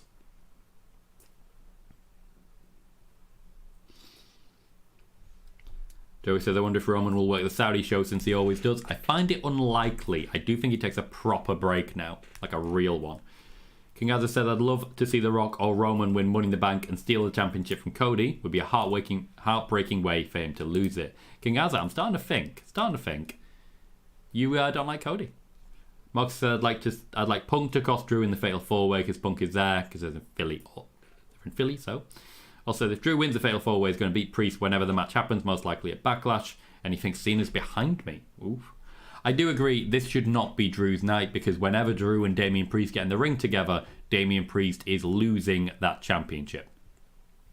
Give him at least 2 months, you know? Give him at least 2 months. Get it to Clash. That'd be a perfect moment to have as a main event Drew McIntyre winning the championship from Damian Priest. Damian Priest still gets a 2 month or so championship reign. He can take that, he can use it, he can build on it. You know? Not sure, Bailey. Usually when I watch Raw, there are no ads because I'm watching on catch-up. Mustafa says, perhaps this will be a macro effect in Triple H era, the international era. Yeah, quite possibly. The continentalization era is what Nick Khan has referred to it as. And Cal says, Cody should lose the belt to Otis.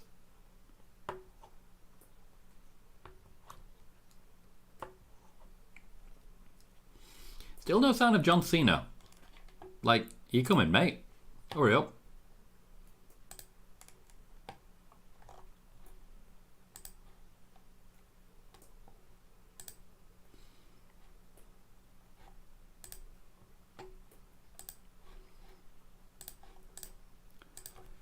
So we're about halfway through Raw now. It's absolutely flown so far, despite the initial awkwardness of The Rock existing. I don't know how else to say it more nicely, but The Rock promo was incredibly awkward. Earlier today we had spoiler warning. We finished on more than 100 likes, which is always absolutely lovely to see. We covered a hell of a lot of news and grew quite substantially from it.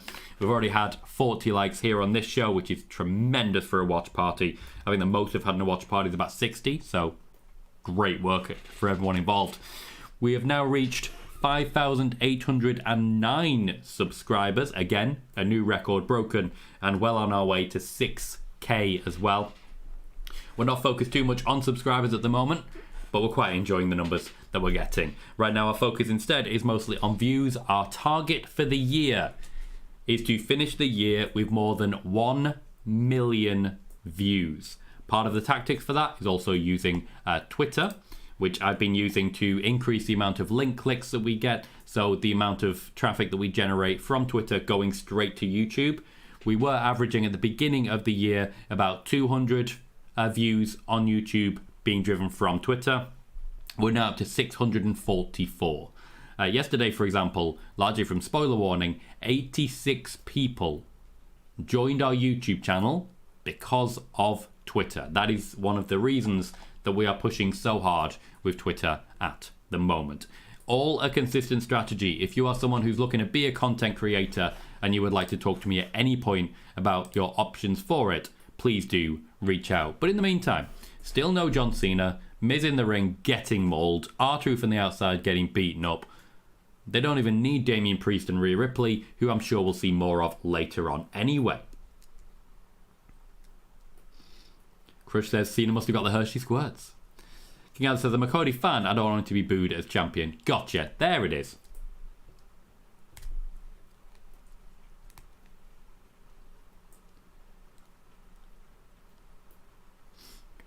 I think the initial boo was mostly because he took so long to get there.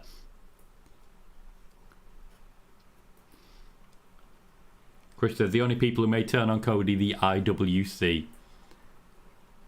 JD McDonough is in the ring and he does not know what he's expecting. He's got the tag rope. Cena has the tag rope. The Miz tags in John Cena. There's a phrase I never expected to say. This should be very brief. Mustafa says, Priest's worst case scenario is being one reign wonder. So this reign is to be good while being brief and making him look strong in his loss. R-Truth is also now in the ring. Oh, it's going to be a double 5-knuckle shuffle. Oh, it's going to be a triple 5-knuckle shuffle. I believe in some circles they call this a circle jerk. That's a joke you've got to post. John Cena, The Miz, and R-Truth enjoying a combined 5-knuckle shuffle in the ring.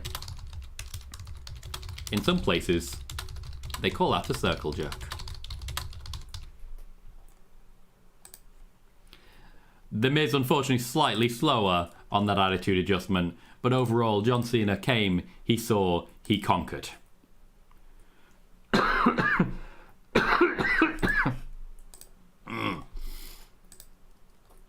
Very good way to get to halfway through the show.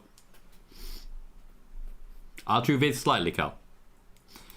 Sai says Cena is very concerned with keeping his hair in place. Notice that last night too. Bless him. He does have quite a bit of it now. Where's that come from? Mustafa just says holy, and then Brad says Tom with the adult humour. It's what I do, mate. It's what I do. Bailey says Cena's hair still looks awkward. Didn't see anything between John Cena and The Rock today. We did, of course, have it yesterday. And Mustafa points out John Cena hugging The Miz. Yep. Yep. John Cena accused The Miz of being sterile.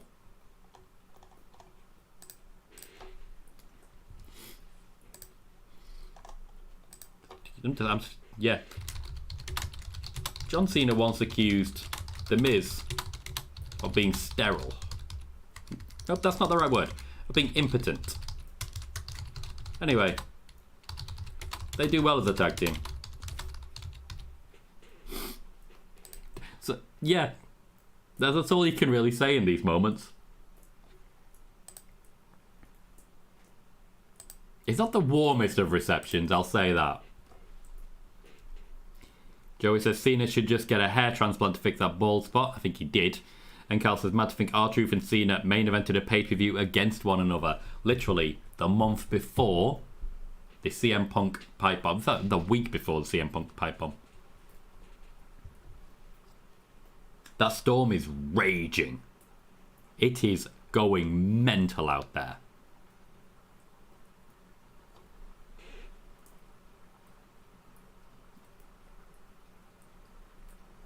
How is the entire place not drowned? We're going to get flood damage. Bronson Reed, the winner of the Andre the Giant Memorial Battle Royal, is involved in the Fatal 4-Way tonight. I am leaning towards him as winning to take on and lose to Damian Priest in Paris. I think that'd be a good match for him and a good match for Damian Priest as well.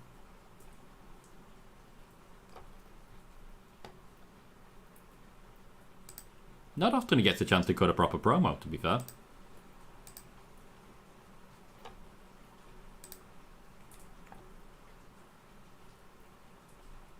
I like that. Short and sweet. Not messing around. Right, guys, we are halfway through Monday Night Raw. I'm going to get myself another drink. I'm going to check if this actually becomes a commercial break or not, because at the moment it's still a WWE recap. But yeah, next commercial break, I'm going to get a top-up on my drink to make sure that I don't die of throat issues. And I'm going to quickly look out the window and see if the entire house is going to fall down. You never can tell. This is a commercial break. So, stick around. I will be gone for all of a minute, so don't go too far. And please, do stick around. Won't be a moment.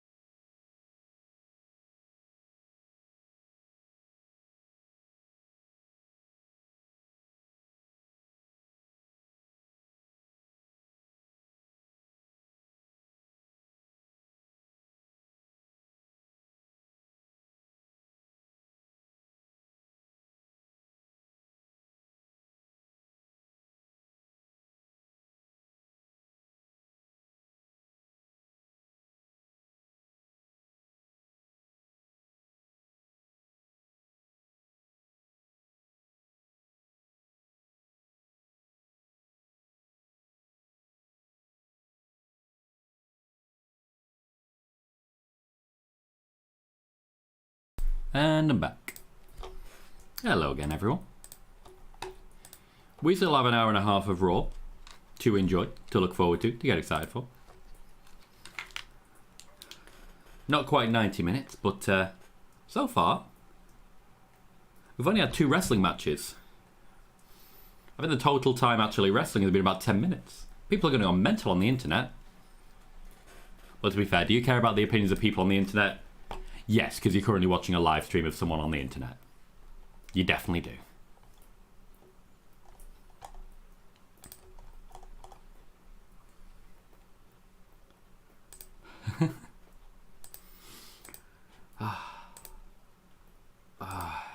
Oh, look, it's Peter Insider reporting on the return of John Cena. I wonder if they will correct what they said previously about his availability to get physical. I'm guessing they won't, and they'll pretend that they actually never said it. Pretty standard for wrestling journalism.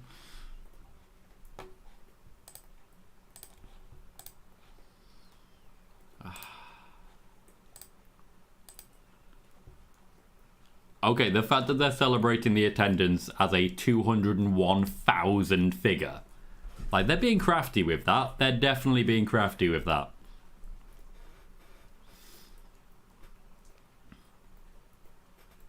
Like, I know they sold a lot of tickets, but calm down, guys.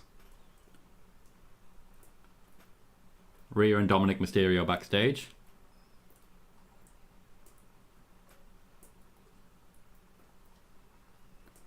Now we're moving on to what will be their SmackDown storyline.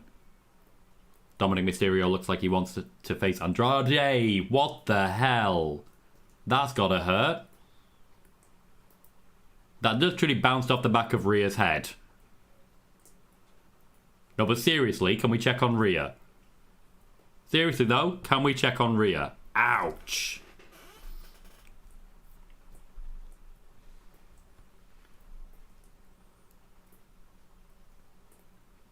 So anyway, as I mentioned earlier today, on spoiler warning, the Liv Morgan Revenge Tour is now live.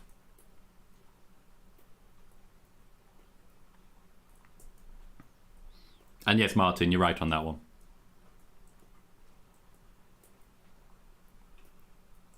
Loving the camera work there.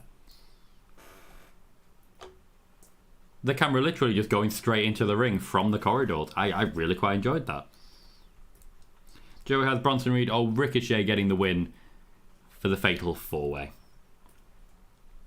Man said, just called the Bronson Reed promo. We all ignoring what we saw. I mean, you never can tell. Bo Dallas has something lined up. I know Bo Dallas has something lined up. I reported on that on Friday.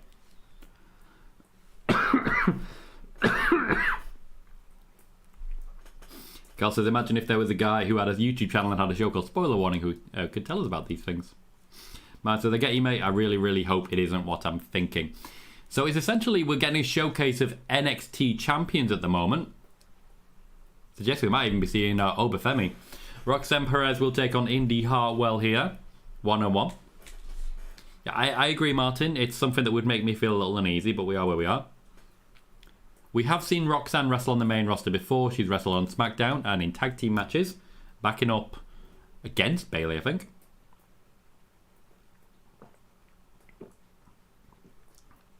Blue says, not watching the show. Did they retire the Universal Championship yet? Yes, they did.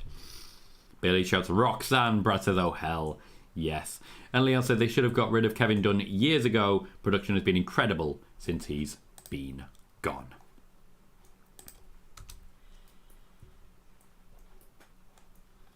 So it's Roxanne versus Indy. We don't see a lot of Indy Hartwell, so it's a good opportunity for her as well. Like, she's not winning. You can't have everything. Roxanne firmly establishing herself in a way the crowd kind of were into. Blue says, gonna have to watch tonight now. And Joey says, I think they're doing the White Rabbit teasers for Bo Dallas. I suspect, though, I don't think we're going to see Uncle Howdy. What I think we might see is Uncle Howdy taking the mask off, and it's Bo Dallas. And then Bo Dallas goes forwards. I think that might be an introduction. But I don't imagine a world in which Bo Dallas tries to write the Bray Wyatt story. Like, I don't see why anybody would do that. Wow. Martin says, I'm outside my parents watching you on one screen and Raw on another phone. You're a dedicated person, mate. Very dedicated person. Nice bit of work there from Indy Hartwell. Indy Hartwell has a massive height advantage over Roxanne Perez, so they have to be a little bit clever with how they organise things. I like that she worked from her knees there against Roxanne. It also made Roxanne look tiny, which, for those who don't know, she is. She is.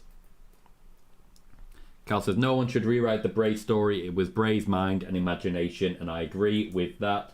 There is nobody who could write the Bray story other than, of course, Bray himself. Oh, lovely kick.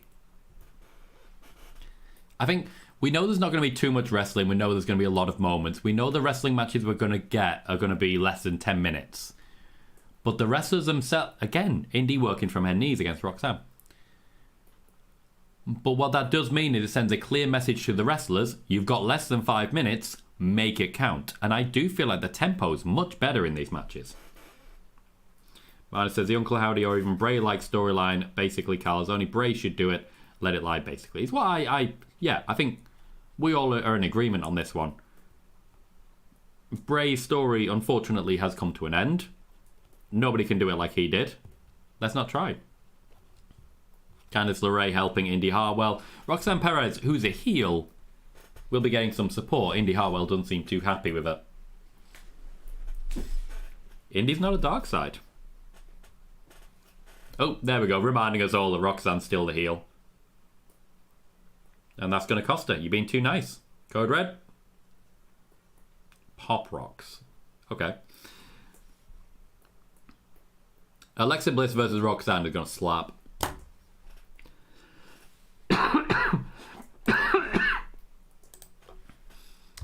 Alexa Bliss versus Roxanne Perez is going to slap. My tweets when I'm doing watch parties are very different to my tweets normally. I'm realizing this more and more. Just more and more. I do not make sense sometimes. Blue, you're not wrong there. That's a good way of saying it. We're essentially getting WWE speed on Raw. A good way of putting it. Gal says, I'm not going to lie, I stopped watching wrestling consistently, but once Bray came back as a Fiend, I watched every week to see him. He was amazing and his mind was incredible. Joey also mentioning the speed. Blue says, Roxanne, how can you boo her? I mean, they're trying to make you. And Bailey says, Roxanne is the next generation AJ Lee. Once again, I do like to suggest that people might be the first generation themselves, but I can definitely see why people make comparisons. Stylistically, she's small. Carl says, Bray being loved by every wrestler and producer made me happy. They spoke about how he made their lives better, how they knew that the fans adored him. He truly had the whole world in his hands. I might not be able to read too much more on Bray Wyatt, guys. You're going to get me, and I don't want to be doing that. It seems like every show I do, I have to delay watching that documentary another couple of days. Yeah. So, I might not spend too much time reading those particular comments. Cool. So, Sami Zayn is backstage with a Jey Uso. People now shouting yeet. Peter Insider has some news on a match that's been pulled from Raw, apparently. Looks like the first... Okay. Peter Insider is reporting that Jade Cargill was scheduled to wrestle Chelsea Green on tonight's edition of Raw. The match was slated for the first hour and looks to have been bumped due to the opening segment with Paul Levesque, The Rock and Cody Rhodes going so long. It's possible the match has been moved to later in the show, but we have not heard that, and it's not likely. That's a report from Peter Insider's Mike Johnson. I did report earlier on today, in spoiler warning, that we were going to see a few squash matches from Jade Cargill as they look to establish her and give her the confidence that she needs going forwards. It's a shame that the match hasn't happened, but The Rock and Cody Rhodes, we knew what we were getting into. Blue says, Roxanne and Cora play into it with AJ Lee. They call her their wrestling mother. That's helpful information, Blue. I appreciate you. Cal's excited to see some Sami Zayn. Moxie says, damn, they added Cody Rhodes to that. Or added Cody Rhodes to what, mate? Joey says it makes sense. Explains why the Ilya match got rushed. All the matches are pretty rushed so far, to be fair. And Joey says, feels like every Rock segment goes overtime. It feels like that. But the people involved do clearly say that it doesn't. I am wondering how often it is just a case that The Rock and Brian Goetz are taking the piss a little bit. There are definitely times when they do that, just so everyone is aware. There are definitely times when people go after the dirt sheets for the sake of it. But also, quite possible and quite likely, they mean what they say.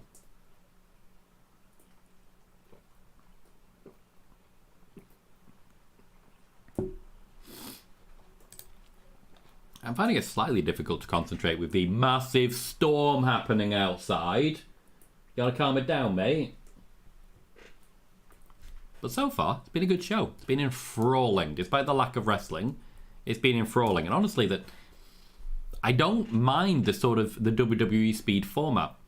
I think they could add a lot more in there. And when you consider how big a roster they've got, they could have 10 matches on a Raw and still only actually have an hour's worth of wrestling. You get a lot more people on the card.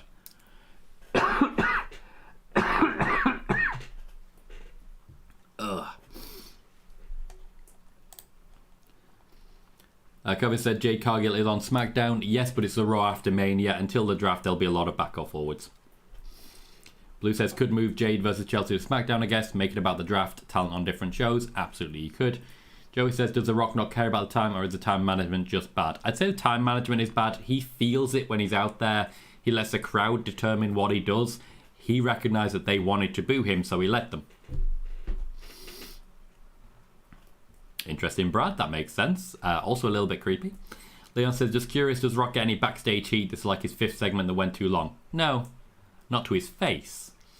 Cal says, if Rock had got the match against Roman, in your opinion, Tom, who do you think would have won? Roman. Roman would have retained. Ayush, welcome, says, will there be any new signings or returns?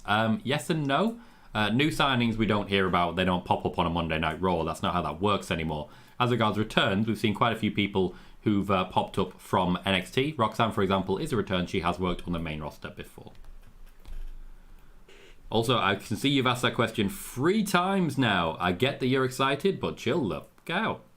P says, Tom calling Mother Nature out. That's what I do. That's what I do. And Cal says, Tom just challenged Mother Nature too much. Maybe I should chill the fuck out. Maybe that's where we are now.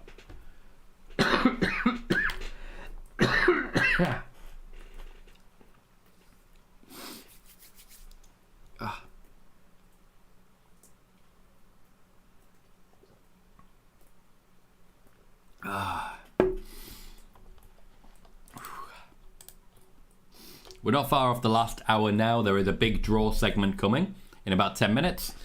We're getting a recap for NXT Stand and Deliver. Given that the draw segment is in about 10 minutes, I'd imagine that's what we're looking at for the big names. I'd imagine we'll see Drew McIntyre.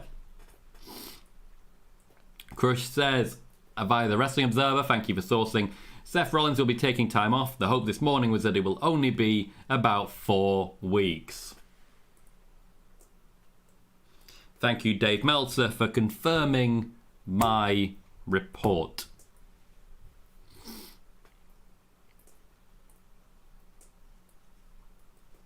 Horrible backstage promo between Natalya and Roxanne. The scripting was genuinely terrible. Genuinely terrible. Even Michael Cole and Pat McAfee are actively taking the piss out of the promo that just happened. Ayush, I cannot sit here and say that any Fatu has signed. I have not had that information. Cal says, my sleeping pattern will finally recover after today. Mine won't recover after today. Mine will be fully recovered by about Friday time. Flame Rain, that's a phrase, Pete. I'm the best in the world, which is an interesting name again. What's the next step for Roman Reigns? Time off. A lot of very big names, like Roman Reigns, like Seth Rollins, will be taking time off. And honestly, they have fully earned it. Cal says they have a feeling these backstage segments mean something / someone is returning. And Chris says Roxanne wasn't the bad one, though. Roxanne acted better. The script was the problem. I don't think either of them, I don't think either of the wrestlers had the problem. I think the script was the problem. Just really badly written.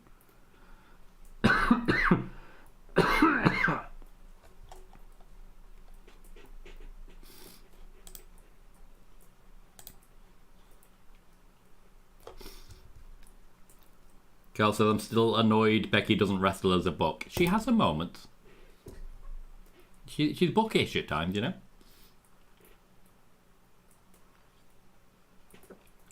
I'm interested to see what happens next with Gunter. I don't know for certain he's going to be on the show. Could this, for example, be where we get Sami Zayn versus Chad Gable?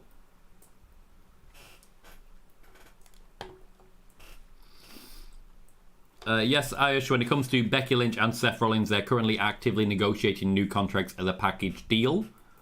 They are looking for limited day contracts. Becky may show up this week, but there is a plan for a long-term time off for them both. Sai says, Sammy was a highlight of the weekend for me. And Cal says, not going to lie, I fully expected Gunter to squash Sammy. I became less and less confident over time, but my prediction was still firmly Gunter going into WrestleMania. Sammy's going to cry. You know how everyone's crying? Crying's the in thing. Maybe I should cry. I should cry more often. That's what WWE is teaching me right now, and you know what? I'm down. Maybe I should cry more often.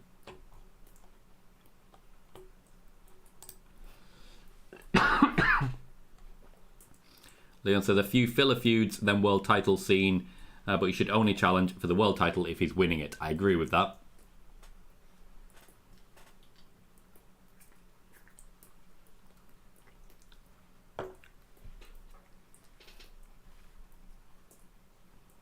That's very fair, actually, from Sammy. Johnny Knoxville, Tag Team Championship, Intercontinental Championship. Do you remember when Sami Zayn was losing every single match? It wasn't that long ago. It says Sammy and Cody worked for these titles, and Cal says they cried more this weekend than ever before. Flowers for Gunter. Can boo. People are allowed to boo.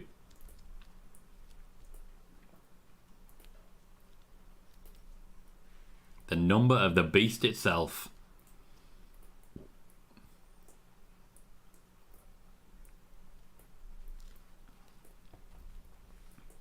Cal says, can we just think Sammy has beat Usos and Gunter but lost to Johnny Knoxville? He did lose to Johnny Knoxville, but to be fair, there was a lot of cheating involved.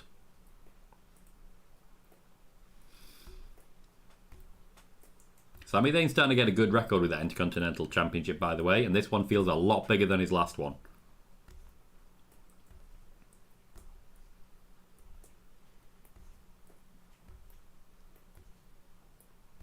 Crowd can't seem to really sync up what they're trying to do there.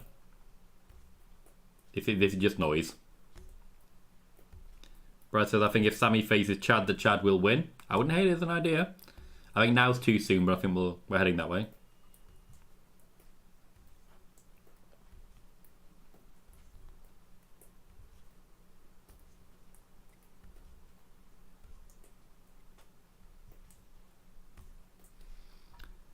So it's giving Sammy when he was in NXT vibes, and I love it. Fair. Cal says, Roman being champion for 1,316 days just made me convinced Stone Cold was coming back, and Hunter posted 316, but Stone Cold ended up just playing with his cat. Cats are nice. Elian says, singing El Generico's theme during Sami Zayn's promo is weird, especially when they are not the same person. This is a weird one, because I recently saw a community note. Somebody had posted the Brainbuster that Sammy did and called it a botch. And a community note on Twitter basically said, hey, this is something that El Generico used to do, which is why Sami Zayn did it. And I just had so many questions. I think that was the first community note which has just been blatantly wrong.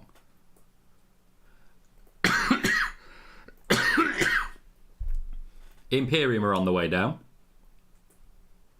I can see this being a Sami Zayn Ludwig Kaiser match. I'd be down for that.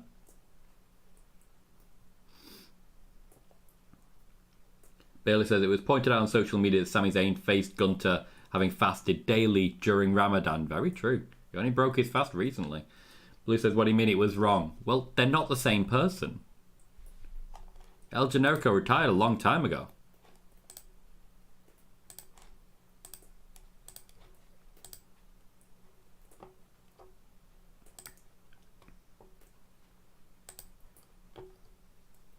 The fact that Gunter himself is not coming out is interesting.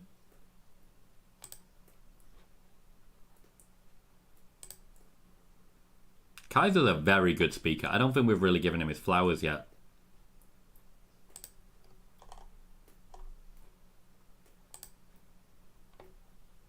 Cheap pop. Peasants in it.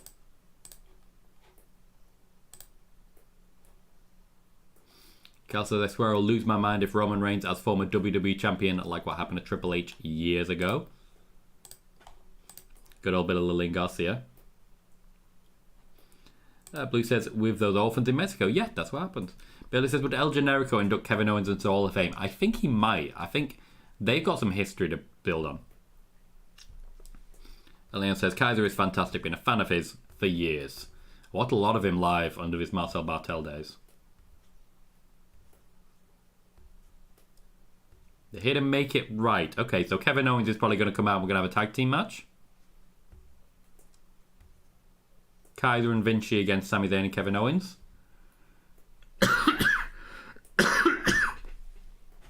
Sorry, guys. If we're doing a draw segment, give me Kevin Owens and Sami Zayn, tag him.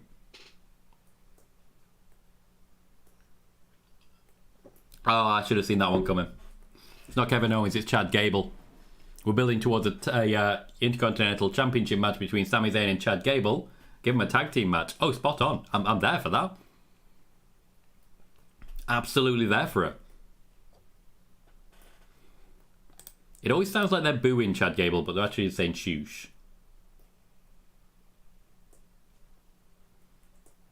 It's a solid push for Chad Gable. He's really come on in the last year. He's really come on in the last year. He's much higher on the card than he used to be. I know, he's exciting. He's exciting when you see him, whereas previously he's definitely had moments where he hasn't been.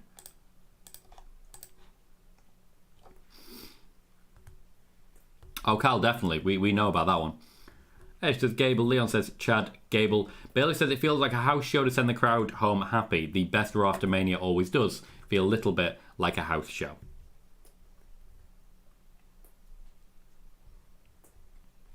It's just about making sure that everyone goes home and thinks, oh, WrestleMania weekend, we'll go to the next one. Joey says tonight feels like it went by so fast. We are 2/3 of the way through. And most of the last hour will be commercial breaks because they didn't do it in the first hour.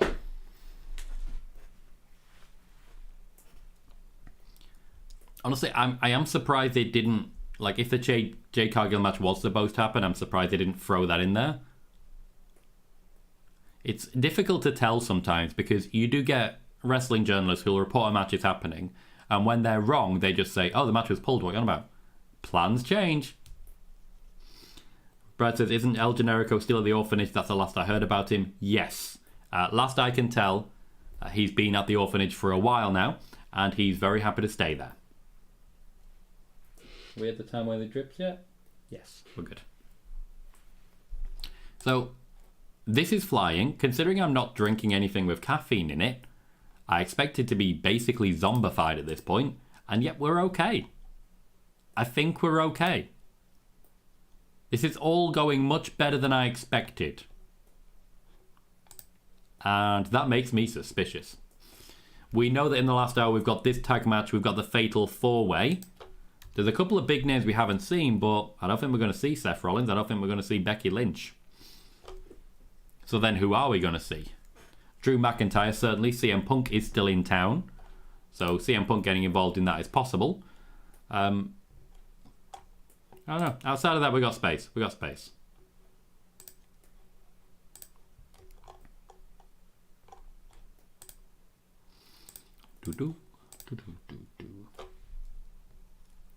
Leon says it must be very awkward telling a wrestler that their match is cut. Yeah, especially when they'll have been ready in the gorilla position, just stood there like, okay, we're ready. This is still going. This is still going. This is... Oh, okay. All right, Trips. Okay. As I say, there was a concern. I mentioned this during spoiler warning. The concern was that Jade Cargill wasn't ready. So what they wanted to do was give her the moment at WrestleMania in front of the crowd where she can try and handle it. She's protected. She's got people all around her. She just has to go out there, do a couple of moves, and she'd be fine. Once they get to this crowd then, which is about a fifth of the size, she can go out there and wrestle for 2 or 3 minutes with someone like Chelsea Green, who is guaranteed to make her look good. Chelsea Green can just be thrown around for a bit and mug and make some faces. Everyone will be happy with it.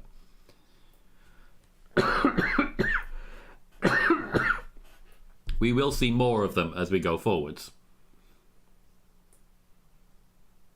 And yeah, I'm down for it.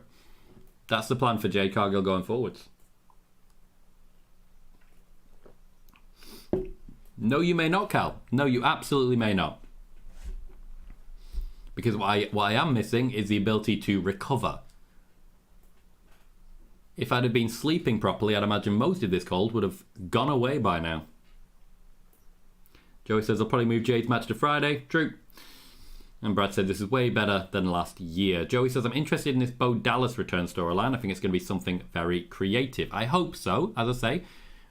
Bo Dallas himself has been leading the pitches. He's been making the vast majority of the suggestions.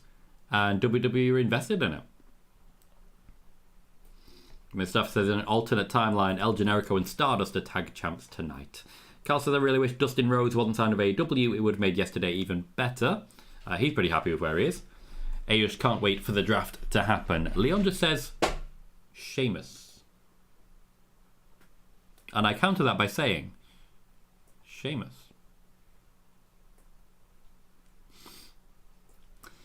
So Sheamus did recently say that 2024 is going to be a big year for him. He has been out with a number of injuries.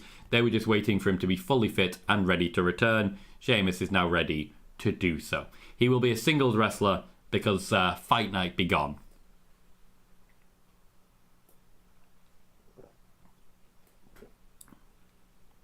I'd be interested to see which side he ends up on.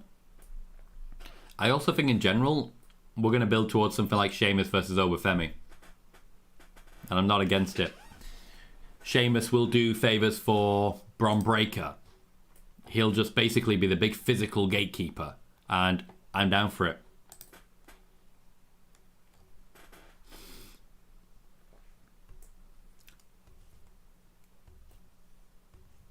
We are back on WWE Raw. We are into our last hour. Chad Gable and Sami Zayn tagging against Imperium's Giovanni Vinci and Ludwig Kaiser. No sign as of yet of Gunter.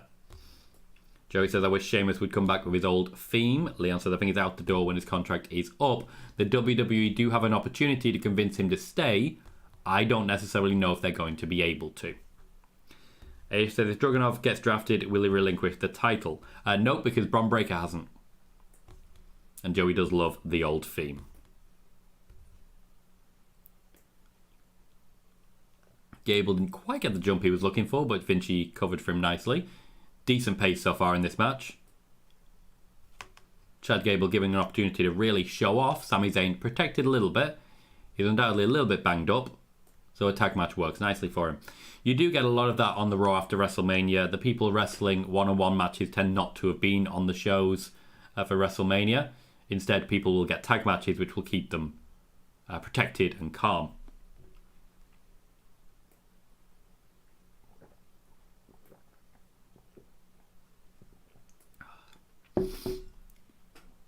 Bailey says, Ludwig Kaiser is such a great heel. I like the cadence in his voice. I like how he communicates.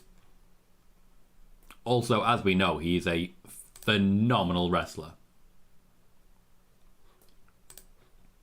I do think a moment is coming for him where he is elevated to the actual top of the card. He is someone who can definitely get there.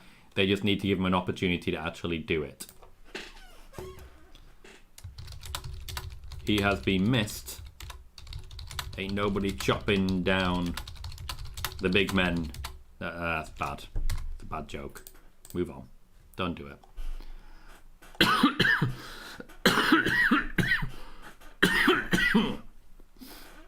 I do apologise, guys. It's still rough. It's still rough.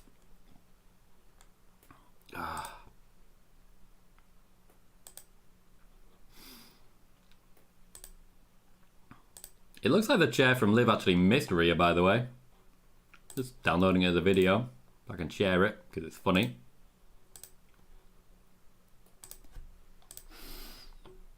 It looks like it missed, but as Liv Morgan's segments go, I'll take it. Where is it? It's in there. It's in there.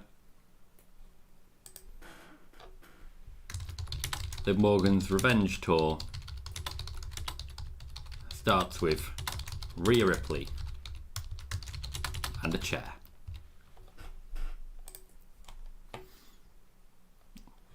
Couple of quick tags between Sami Zayn and Chad Gable. The tempo, again, for this match is good so far. It's only been live for about 2 minutes.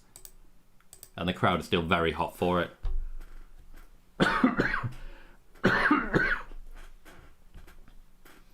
Gable really flies. There is so much about him that's comparable to Kurt Angle. Kurt Angle, of course, came in and said, I won a championship within my first year. If he hadn't done that, I do think he would have been about 5 years in before he won his first one.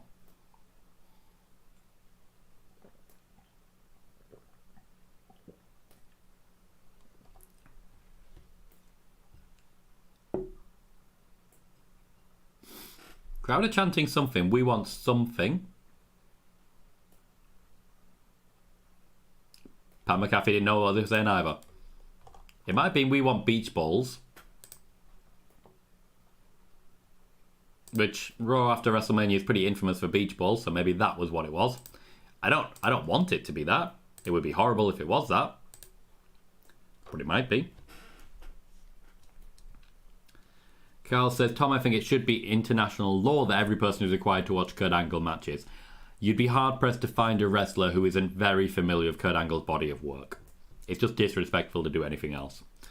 Noah says, I hope Brock comes back to Cost Gunter. Cost Gunter what? He's already not a champion, and Brock Lesnar is unlikely to come back at this point, at least. Leon says, imagine if we get Sheamus versus Edge, but this time in AEW. Possibly. It's good for wrestlers that they can rotate. So if, for example, Sheamus is not going to get top championships in WWE, that's not going to happen. But if he goes to AEW, Sheamus versus Samoa Joe is a new, exciting match that I would definitely watch.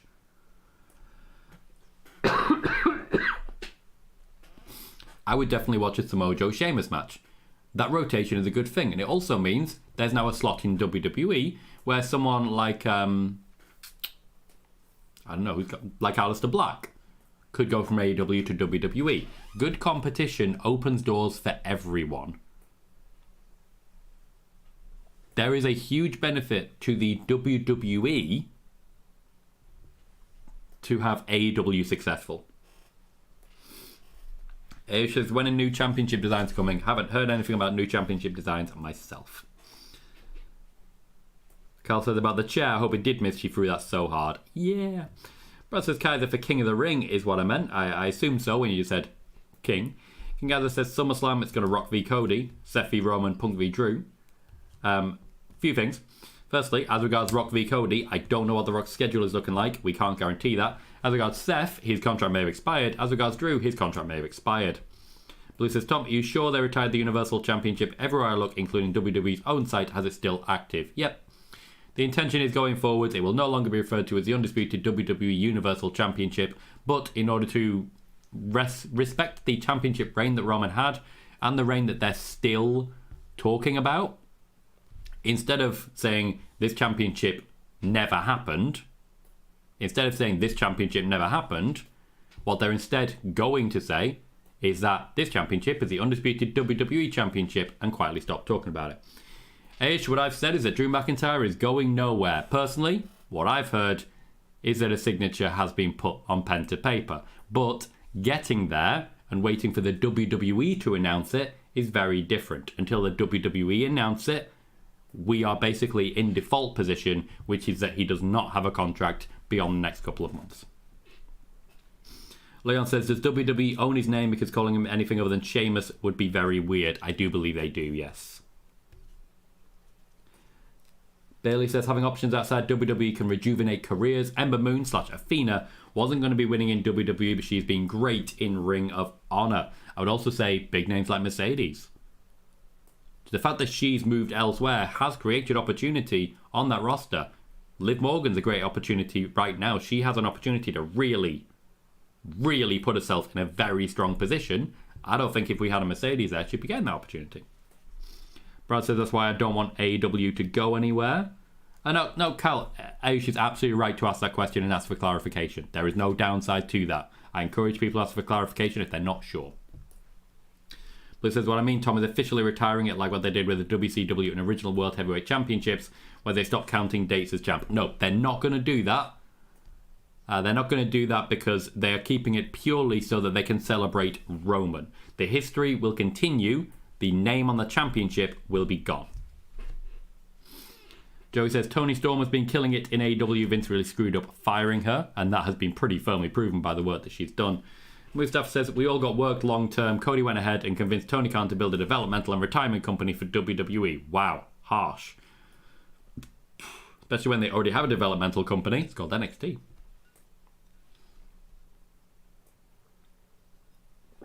Chad Gable is the one dominating this match. Sami Zayn's kind of forgettable here.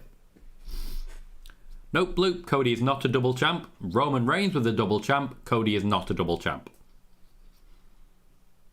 Cody Rhodes is not a Universal Champion. But Roman had to be a Universal Champion. He had to be, because otherwise he's not had the championship for 1,316 days. He's had the championship for less than... hang on, when did he get it? He's had the championship for less than 2 years, which is a very different number. He had to still be the Universal Champion, otherwise they couldn't celebrate the record-breaking championship reign. Cody Rhodes doesn't have that issue. He is not the Universal Champion. He is only the Undisputed WWE Champion, whereas Roman Reigns was the WWE and Universal Champions.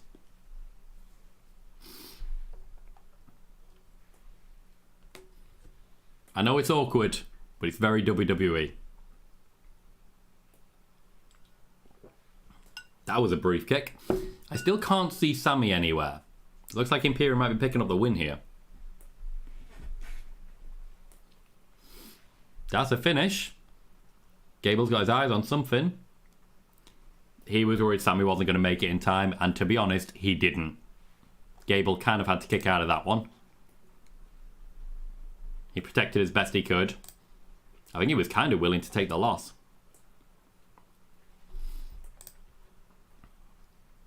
I don't think they would have done that if they were still going to let Gable take the loss. Steve Falls just shared a video of Pat McAfee off-air singing Happy Birthday to Michael Cole, and Jesus Christ, what a suplex that was. Mid-air catch into a German suplex. How good is Chad Gable? Can we just talk for a moment about how good Chad Gable is?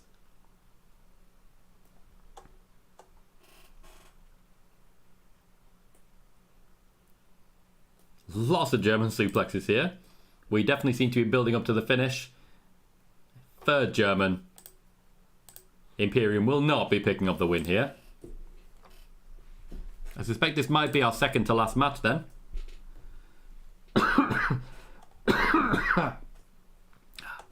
Sorry guys, still very choky. Still very choky. We've already had 2,351 views here, guys. Thank you very kindly. Leon says, Uncle Dave is reporting Seth is taking a 1-month break from WWE, as first reported on Spoiler Warning about Seth Rollins taking a break.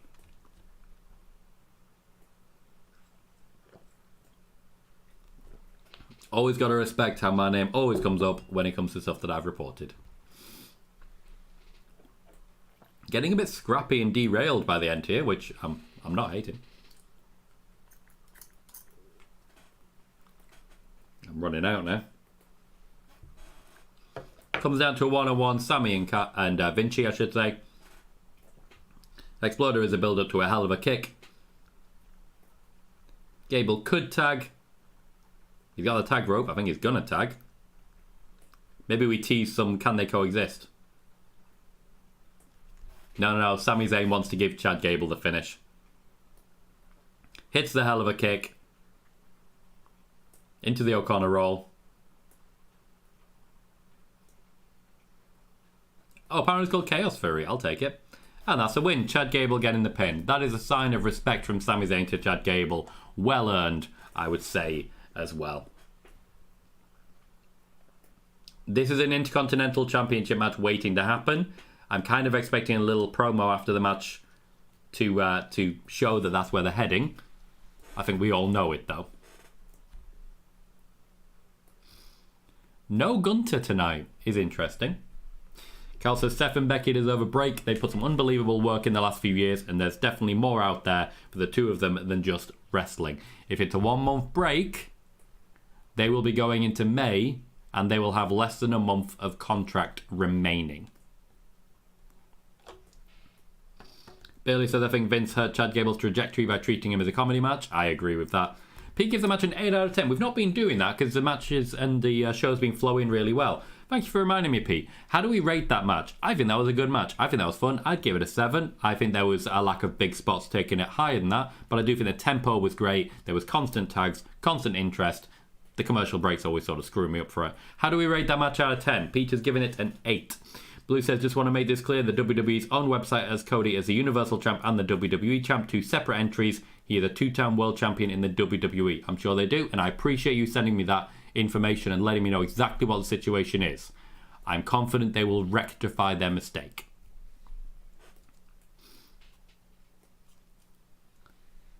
Jey Uso backstage, building up towards the Fatal 4-Way.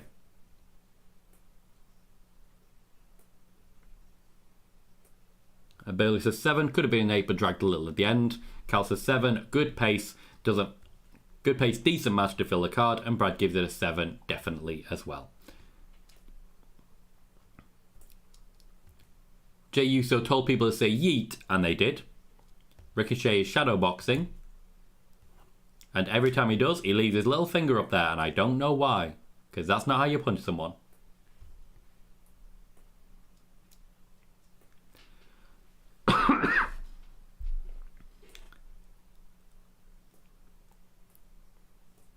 I'm assuming that Andrade has just formally been signed somewhere.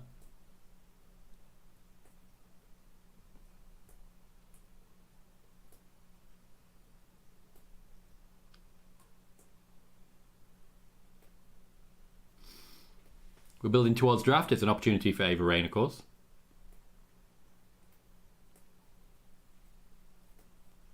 Leon gives it a 7 as well.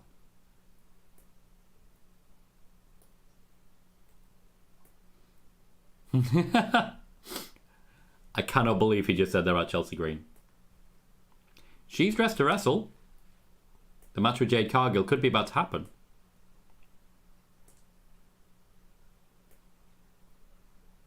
I also just really like Adam Pearce saying, who wants to make a trade? Like that. That is good.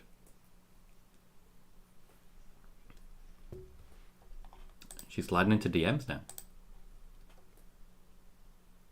She will be wrestling tonight. The match has not been pulled.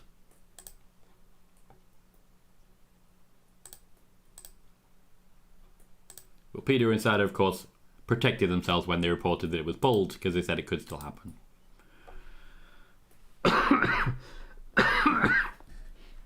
Brad says, NXT involved in the draft? Yes, they are. They won't have much chance to poach talent from main roster, but they'll be sending a lot of people to the main roster. So we will get one more match in there. The next segment will, of course, be Jade Cargill and Chelsea Green. And then we're going to our Fatal 4-Way, which is mostly going to be built about Drew McIntyre getting screwed over again. Now, if there was a suggestion that an Uncle Howdy, a Bo Dallas, a whatever new incarnation we're getting is happening, then it was aimed at Bronson Reed, it seems. Which then suggests that maybe Jey Uso is getting the opportunity. Blue says, wonder if they just wanted to make sure Jade knew how much time she had, considering she's a bit greener than others. Quite possible. Quite possible. It's a fair shout. She's definitely one of the more green members of the roster, working with a Chelsea Green. I don't like that pun. I made the pun sort of incidentally rather than accidentally. And I don't feel good about myself for doing it. I really don't. I wish I'd said nothing. I wish I'd said nothing. Anyway, we have only 40 minutes left of Monday Night Raw. It is absolutely flown. We've seen that they're giving us a return of Sheamus soon. We have seen Roxanne. We have seen Ilya Dragunov. I do feel like we've seen enough to make this feel special. We also had a John Cena match. We don't see many of them anymore. So I feel this is a good show, lacking in the surprises you'd normally relate with a Raw after Mania. But this is a Triple H model, and things are different. Joey says, I could see someone like Nikki Cross and Cedric Alexander getting sent down to NXT. People that aren't being used will get drafted to NXT, hopefully. It's a good shout, Joey. It certainly has reinvigorated the career of Baron Corbin. So I do think maybe that is an opportunity for someone to go down, work on the character a little bit more. Nikki Cross was given a poison chalice. I don't think it's said enough, but I do want to make it clear. Nikki Cross was given a poison chalice. Her character coming up from NXT was, I'm crazy. And then they took her to the main roster and said, okay, what else have you got? I'm crazy. Poison chalice, it wasn't her fault. Blue said that they mentioned when the winner of the four-way gets their title match, is it Backlash? I don't believe they've mentioned it, but I'm confident it will be Backlash. Pete, ultimately NXT is still a developmental territory, so it is a step down, but as it becomes more normalised to make those moves, and as you see the success of a Mandy Rose, of a Baron Corbin, how it reinvigorates careers, I think that stigma is starting to die. Bailey says Nikki Cross would work well for NXT, but they give her absolutely nothing on the main roster. Leon says send Cross and AOP to NXT, so I don't have to watch them on Raw or SmackDown. Mean. And Cal says is Backlash in France this year? Yes, it is. It's in Lyon. Joey says, I think Nikki kind of got screwed over since the Sanity reunion didn't happen and she got taken off TV because of it. Yep. When they finally decided to push her, she was almost a superhero. You want to talk screwing someone over? She was almost a superhero. She wasn't a superhero. Almost. When she was taking on Charlotte Flair, she was saying, I didn't beat you, but I almost beat you, and that means I win. Doesn't, though. It's not real. That's not how things work. Awkward for everyone involved. She was almost a superhero. Cal says, thank the Lord we have a pay-per-view at a normal time. We have a lot of pay-per-views at a normal time. We are blessed in the UK. We are blessed. And I think we do need to celebrate that because this year's not going to be the norm. This says, wasn't Nikki's gimmick her idea? Yeah, we hear a lot about that when Vince McMahon wants to make the internet shut up. Like, for example, when we heard that Bearcat Keith Lee was Keith Lee's idea. It wasn't. It absolutely wasn't. Correct Crush, Chelsea versus Jade has not been cancelled. It actually just wasn't in the first hour. I would imagine, and I'd find this hilarious, Peter Insider might believe that the match is in the third hour because someone went on social media and saw that Peter Insider had actually said it's cancelled. So they decided, oh, well, we're going to change that. Billy said, a bad character can be toxic. Where would LA Knight be today if he was still Max Dupree? Very true. Carl says, I love my sleep and the last few days have ruined my sleep. Mine too, mate. Mine too. Lou says, damn it, they did screw her. And Pete says, one more for 50 likes. Indeed, spot on, Pete. We do currently have 49 likes and 27 people watching. If you're able to, and one of you, just one of you, has not yet hit like, please do so. It brings us up to a nice round 50. They're still hyping up the draft, and they're still taking the camera through the concourse. I love what they're doing with the cameras at the minute. The roaming camera. Feels genuinely wonderful. H said the SmackDown before Backlash will be recorded. I believe the SmackDown before Backlash will also be in Lyon. Blue says, I much prefer the pay-per-views in Europe. I like watching them early in the morning. Well, here, it's a normal time. I can watch it at 7, 8 p.m. It's wonderful. Chris said if he was still Max Dupree, he would have been released by now. He was going to be.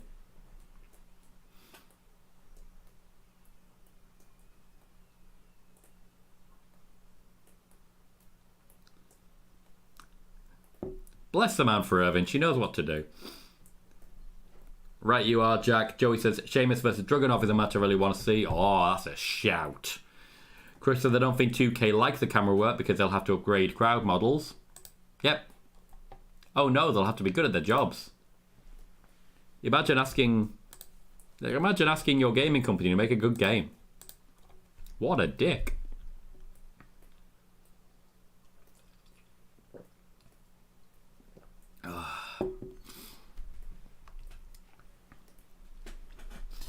As I did say earlier, Jade Cargill's going to be working a lot of squash matches. Just going to throw that out there now.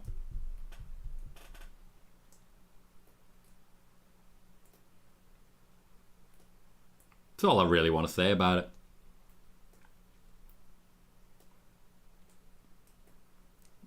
I don't think the crowd have fully twigged on yet.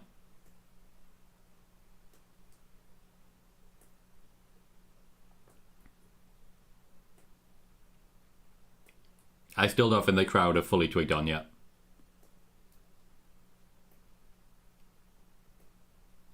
The presentation is immaculate when it comes to Jade Cargill. Always has been.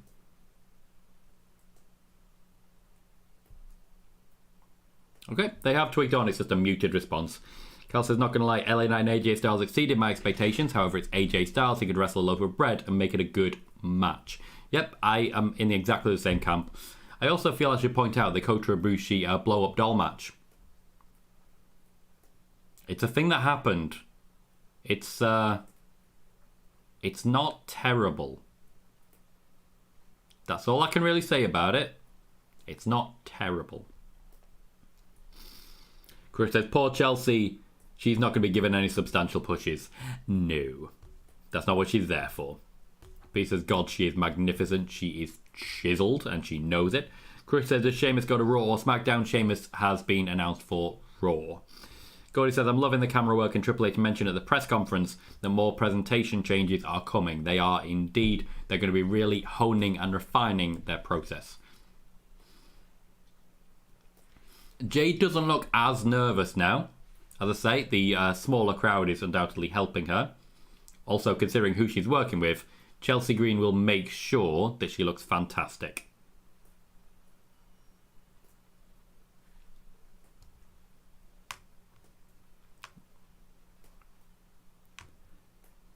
Chelsea Green is saying cut the match. They have seen this report and they are not happy about it.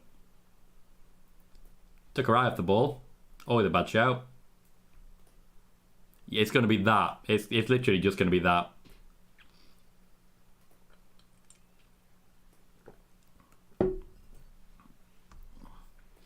And a sexy pin. And a squash. Thank you, WWE, for confirming my spoiler warning reporting. Chris says, do you think Finn Balor will be in the Intercontinental Championship picture? No. Pete says, we usually say it's about big men, but I wouldn't like to meet Jade in a dark alley. Yeah. Cal says, AJ Styles versus Kurt Angle matches were just ridiculous every time. And Bailey says, quite accurately, 33 seconds. 2 threes, 33.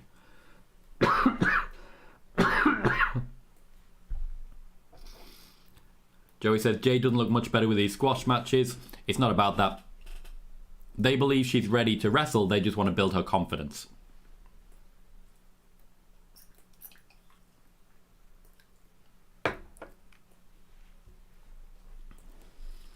We're getting a recap of Stephanie McMahon. It's true, Joey. It is the same thing that she did in AEW, but it worked there. Why wouldn't it work now? Sean said, I just got off work. Has the show been better than last year's? Yes. In every way. It's been a great show. Genuinely huge fun. I've really enjoyed this. Time has flown. We've had good old-fashioned 5/6 of the show completed. And honestly, I still feel wide awake. Adrenaline in my soul, etc., etc. Something, Cody Rhodes.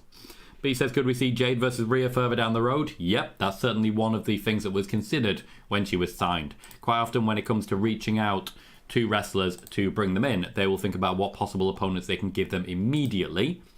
And even though it wasn't about giving it immediately, there were some good options played. Sami Zayn interrupting Alpha Academy here.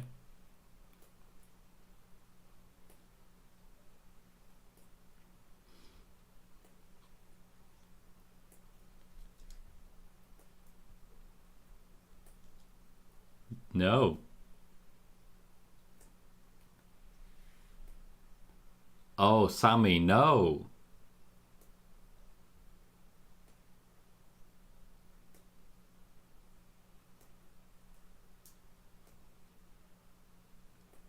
Make it happen. Yes, that's what he wants. That is exactly what he wants, and he's earned it. Come on. Come on.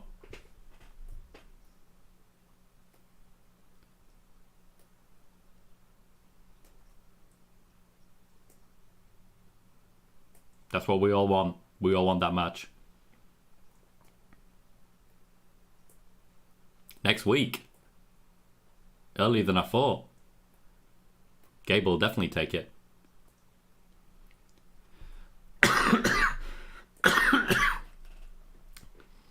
Sami Zayn coming through. He's an honourable man, is Sami Zayn. He proves it every opportunity he gets. Speaking of less than honourable... Oh,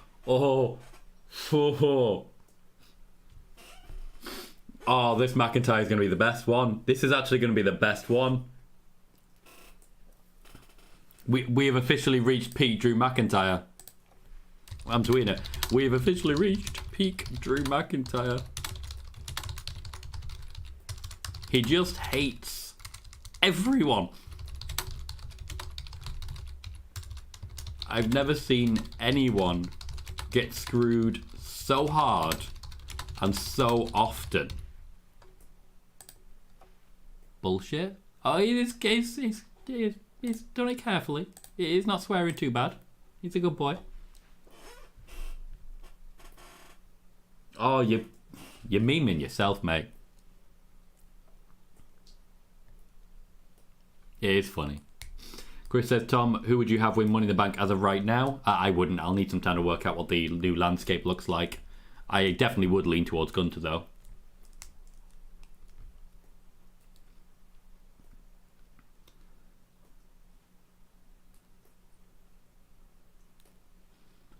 A lot of love for Seth Rollins at the moment, guys.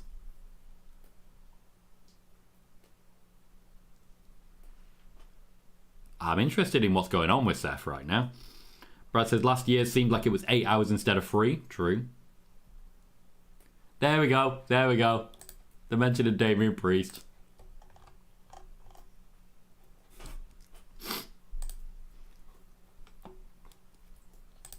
Just never stop talking. Never stop talking.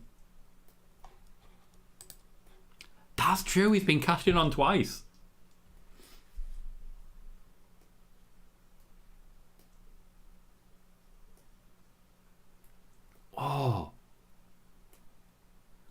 Oh, this is amazing. That is a promo.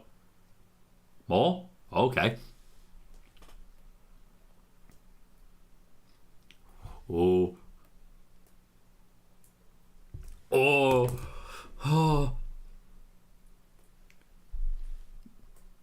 I wasn't into the Scottish Warrior. Could not care less about him. This guy. This is my guy.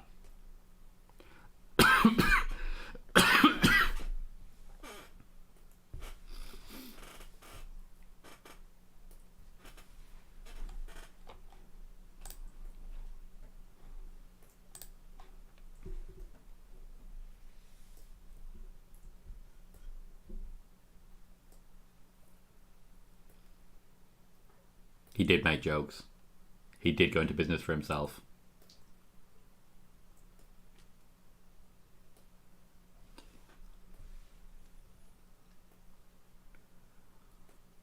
Oh, this is the best he's ever been. This is genuinely the best he's ever been.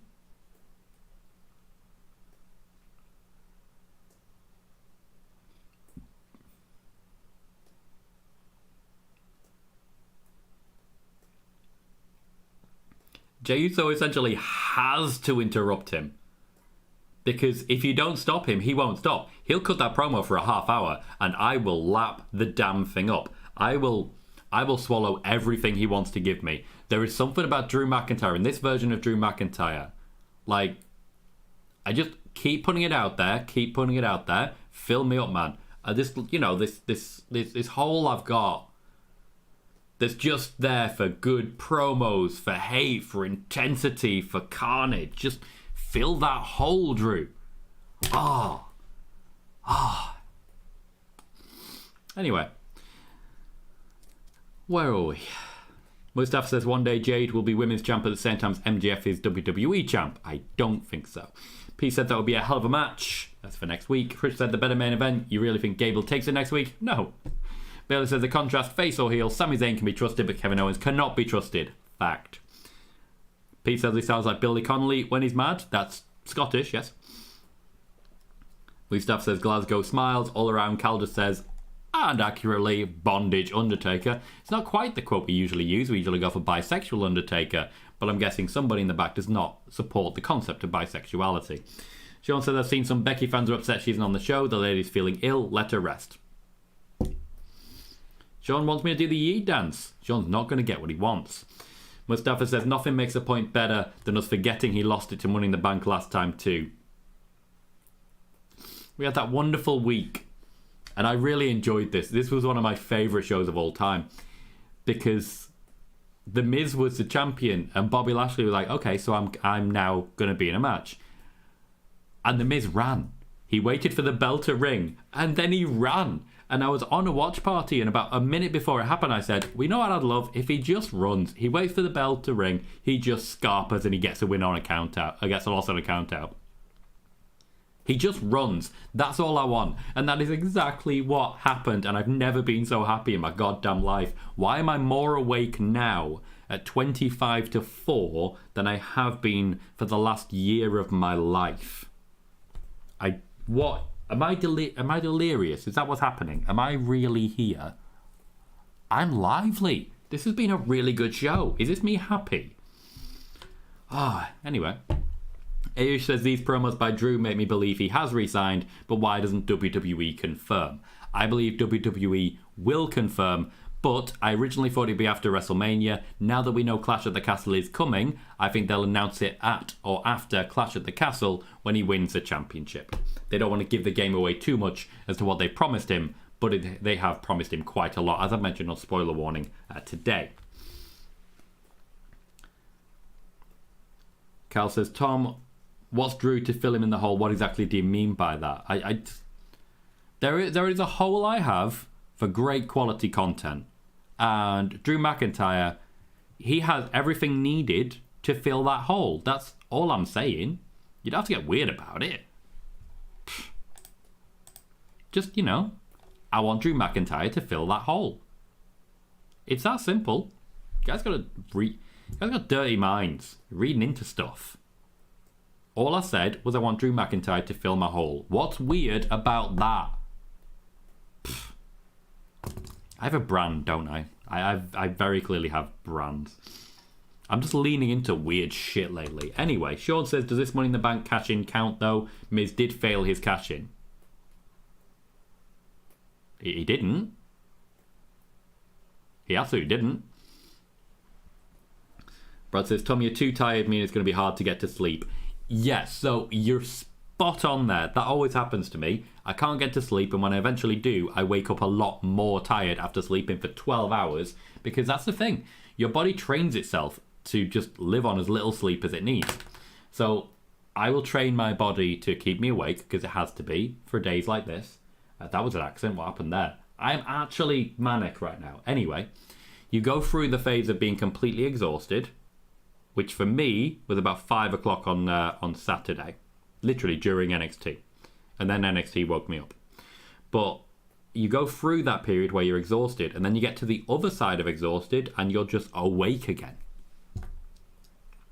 I have lost weight, just to be clear on that one. I've actually lost weight, so I think I'm burning reserves, but thankfully, I've got some reserves nowadays. Cal says, to be fair, Drew is on fire at the moment. Sai says, Ari, Drew, did WWE ever really announce contract extensions? I'm not sure they'll say anything. They do and they don't. I'm honestly looking in the direction of like Cody Rhodes. They had it announced. Depends what it means. And we have our documentary.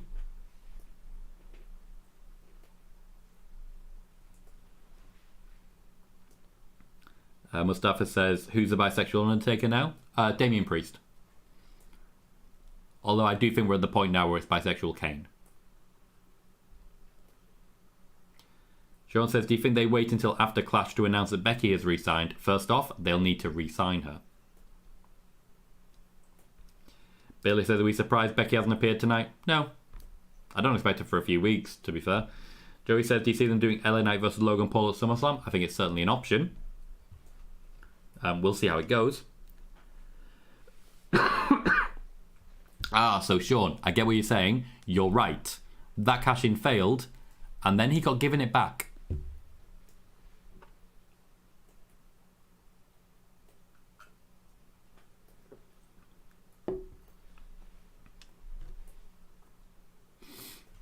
I am starting to think that Seth might have a serious knee injury, by the way.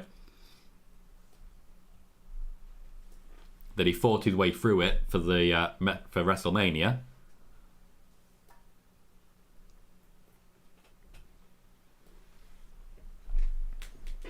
Joey says, I hated the way Vince booked the Money in the Bank. It never made sense. Never made any sense at all. Remember when Otis was Money in the Bank and he just had a lunchbox with a contract in it? Right, next Monday we do have Andrade versus Dominic.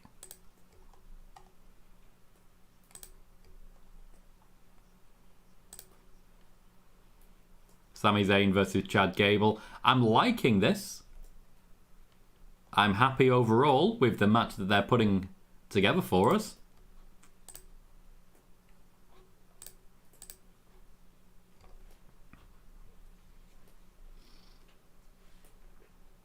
Oh, that is a massive zoom onto Bronson Reed there. Calm down, camera.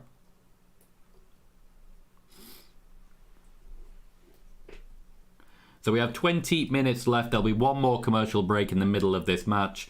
It's enough time for a main event. Bronson Reed's been getting a decent push at the moment. I do think, having won the Andre the Giant Memorial Battle Royal, this is a good opportunity for him to get the win. I'm predicting him to win here.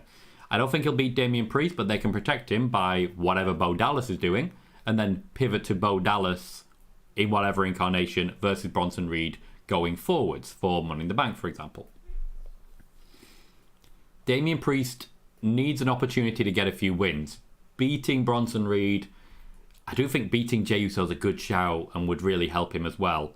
But I think it's also possible we get Damian Priest versus Andrade instead, and that's what Andrade is working on at the moment. When we finally get to Damian Priest versus Drew McIntyre, Priest is losing. So give him a couple of months. Give him an actual couple of big wins. 3-month championship reign is nothing to be sniffed at. I think it's only fair.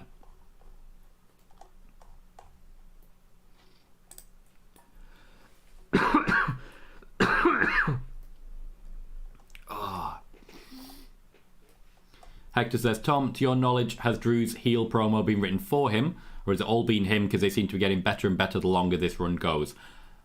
That was all him.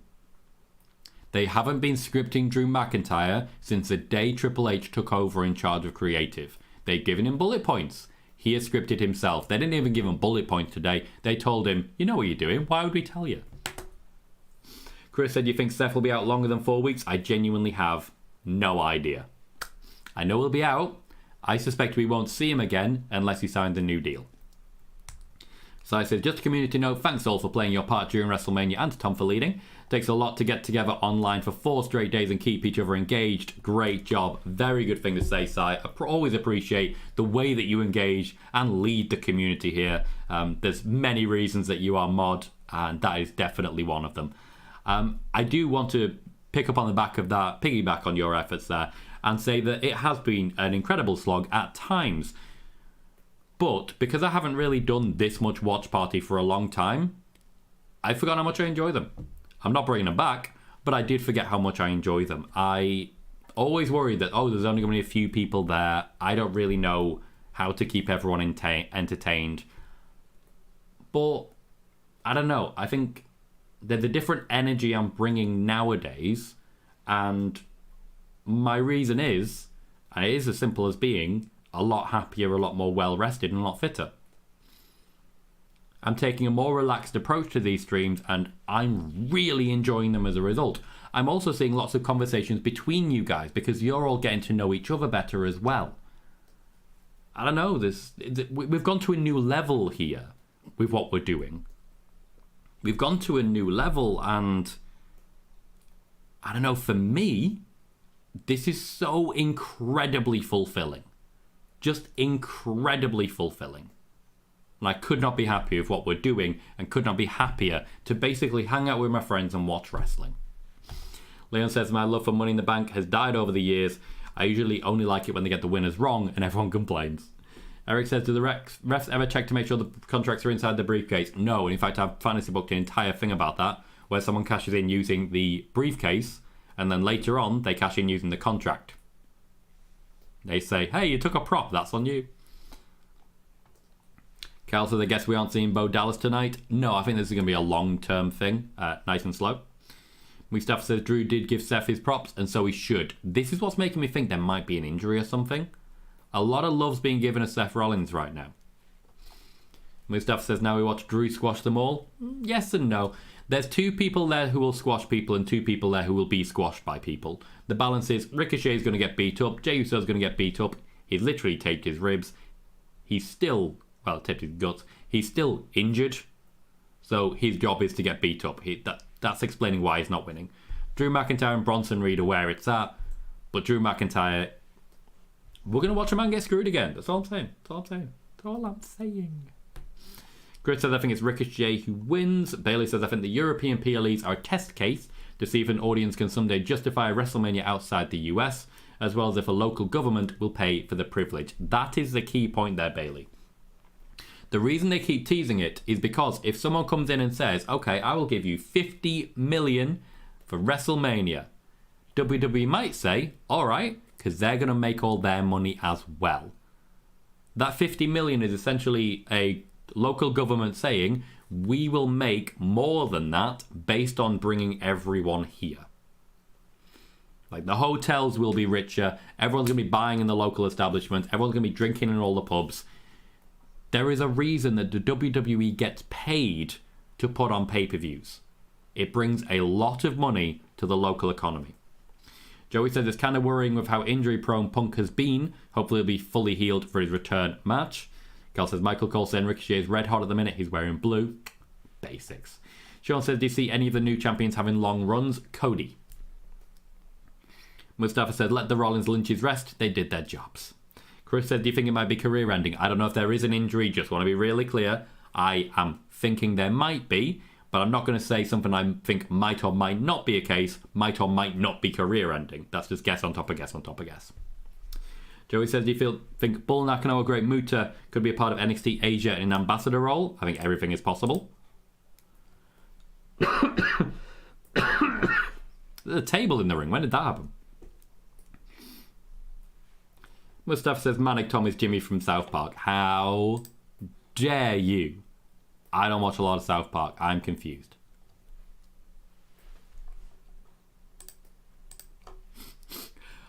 Did you hear the pause from Michael Cole there? Drew McIntyre held the title for 5 minutes.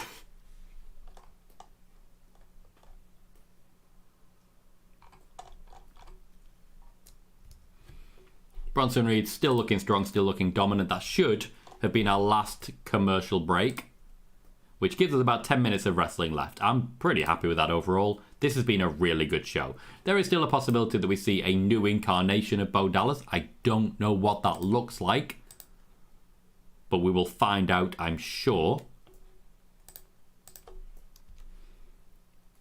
Bronson Reed having a good moment. Haven't seen much of Ricochet, though I'm sure he and Drew McIntyre are beating each other up somewhere else. The big disappointment would be if, having won the Andre the Giant Memorial Battle Royal, Bronson Reed goes on to lose this and then we don't see him for 3 months. It's very Vince McMahon, it's not very Triple H, so I reckon he'll be okay. Still a bit of work to get involved with. What I do like is that there's a table in the ring, I just want to repeat that, because it's a fatal 4-way. You can go crazy with these. Spear? Jay's going to spear him. Bronson Reed will not allow that. When it comes to how the table is lined up, the spear seems the obvious... I was going to say the spear seems the obvious choice. I'm pretty sure this one's hitting. Bronson Reed just checked with the ref to make sure it was all good. Yep, that hit. Poor Jey Uso. Chris says maybe Seth finally gets his back surgery. Okay, so no, it wasn't the last commercial break. I forgot we missed the first hour of commercial breaks. Sean says, do you know if WWE will remove Undisputed from the title now that Cody has it? I'm not sure on that one. But I do think they need to, otherwise it's disrespectful to the World Heavyweight. Chris says, Bronson Reed and Jey Uso tag team. It's just me, Oos.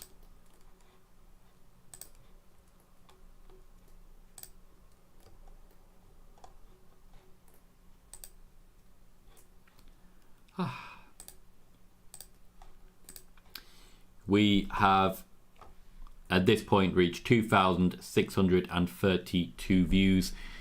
We have achieved more views on this show than we did with night one of WrestleMania, where we finished at about 2,400. It is funny that Spoiler Warning today beat night 2.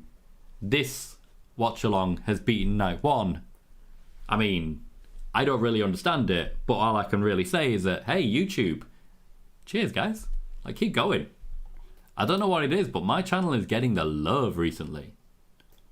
Sorry, that sounded really weird. I didn't mean my channel is getting the love recently. I meant my channel is getting the love recently. Not the love. Not the love. The love. Like, I could be normal. I don't know why I'm not being. Like, I'm definitely not being. Oh, we have news.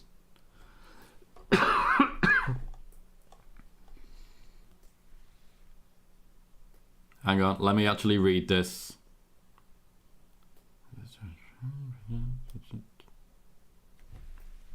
This isn't an update. So if you go behind the Fightful paywall, you can see what everyone's already seen about Bo Dallas. You can see the hints that have been on screen. Basically, if you pay for Fightful, you can watch TV. I don't understand anymore. I try really hard to be good at this job. I try really hard. And the end result is that, you know, other people get credit for saying stuff that's available out there completely. I don't understand technology. I don't get it. I don't get it, guys. I don't get it. Joey says, has Twitch been profitable for you? At times, yes. Twitch's ad revenue is atrocious. It's why Twitch has lost the live streaming battle. So Twitch has been profitable at times. There are definitely moments in which there's been quite a lot of gifted subs and the like. The hype train system works really well on Twitch, as does the raid system. We've had a couple of good raids recently. Sai Maggio, I want to give him a shout out because of the raid that he sent during WrestleMania, as well as, of course, our local establishment who sent a raid as well. So I do want to send a lot of respect to both of them for the raids recently. Twitch itself, though, outside of a couple of individuals, I wouldn't say is making much in the way of money. I keep it mainly for those individuals who just prefer to watch on Twitch. If they weren't there, I would drop it. I would drop it and I wouldn't look back. But I want to present the opportunity for them to check it out as well. To be clear, the ad revenue when it comes to Twitch compared to YouTube, watching an ad on Twitch versus watching an ad on YouTube, YouTube makes about 12 times the amount per ad. And also, the ads only last 5 seconds, but on Twitch, they last 120 seconds. Yeah. Now, Eric, I will leave you to find the Bo Dallas tease on your own and make your own interpretations. Joey says, Twitch seems hard to do good views on unless you've already got a big platform. Yeah. So Twitch is one of those. The discoverability is awful. If you bring 1,000 people over to Twitch with you, you will be massively successful. But you are relying on raids and you are relying on outside advertisement. There is a reason that if you have a YouTube channel, you have a YouTube channel. If you have a Twitch channel, you also have a YouTube channel, a TikTok channel, and an Instagram channel. Only YouTube is self-sustaining. Only YouTube.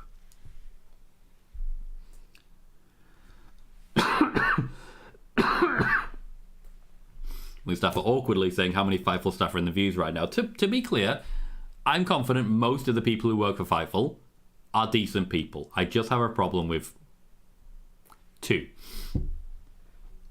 who made a lot of shit up.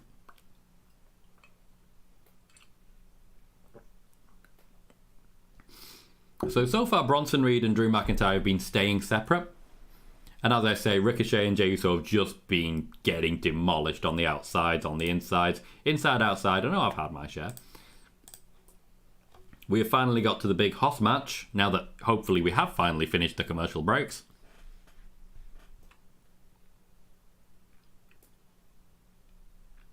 The ring did not respond well to McIntyre hitting it.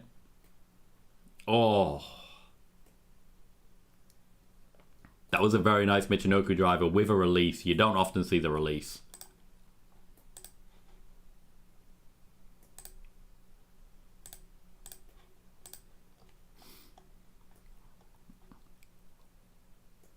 With everyone back in the ring.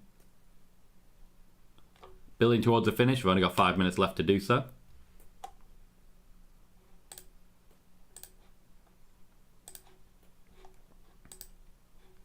People taking the piss out of McIntyre. We've got 3-on-1 here.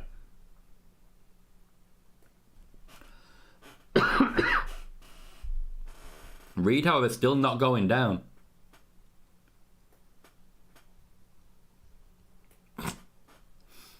Vegeta had been with us a long time, Mustafa. We'd had a few issues and he wasn't here too often anymore. I thought tonight was the right time to call it. I think, unfortunately, not everyone suits what we're trying to do here. Usually there are tells. If someone is here and they're a fan of JD from NY, they ain't going to be here long. They're not. I don't believe Vegeta is, but just as a general rule, if someone is in this chat and they're a fan of JD from NY, I'm going to end up kicking them out. That's what's going to happen. There are tells. If someone's looking for that sort of constant berating of the company, they're not going to find it here. If they're going to, if they always watch Wrestle Talk, they're constantly being attacked by clickbait. Probably not going to do well here. Because they want the answers now. They want me to tell them every surprise that's going to happen tonight, or else I don't know anything. It sometimes takes people a little while to work out what we do here. That our focus is on the right information. And it's just guaranteeing that the information is right, and this is one thing that I don't think anyone else really focuses on, easy to understand. I think a lot of wrestling journalists at the moment make sure that their news is really convoluted, all over the place, and very difficult to understand, because that way, no matter what happens, they can pretend that they knew. I see that all over the place. One thing you see here that you don't see anywhere else, if I get something wrong, sorry guys, I got that wrong. It does happen. It happens to everyone. The difference is I say I got it wrong. Peter Insider reported that John Cena couldn't get physical. Have you seen them apologise? I sure as hell haven't. Joey says, Corey Brennan has been reporting a lot of news for Fightful recently. Sean must have taken a vacation of all that paywall money. I'd imagine they have different sources and stuff. As regards Corey Brennan, I'm familiar with his work. Seems a good guy. I was confused by some of the reports, for example, stating that WWE officials are high on Roxanne Perez.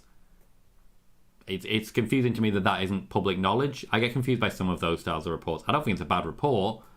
I just get confused as to whether or not it's considered newsworthy or public interest. But that's just me.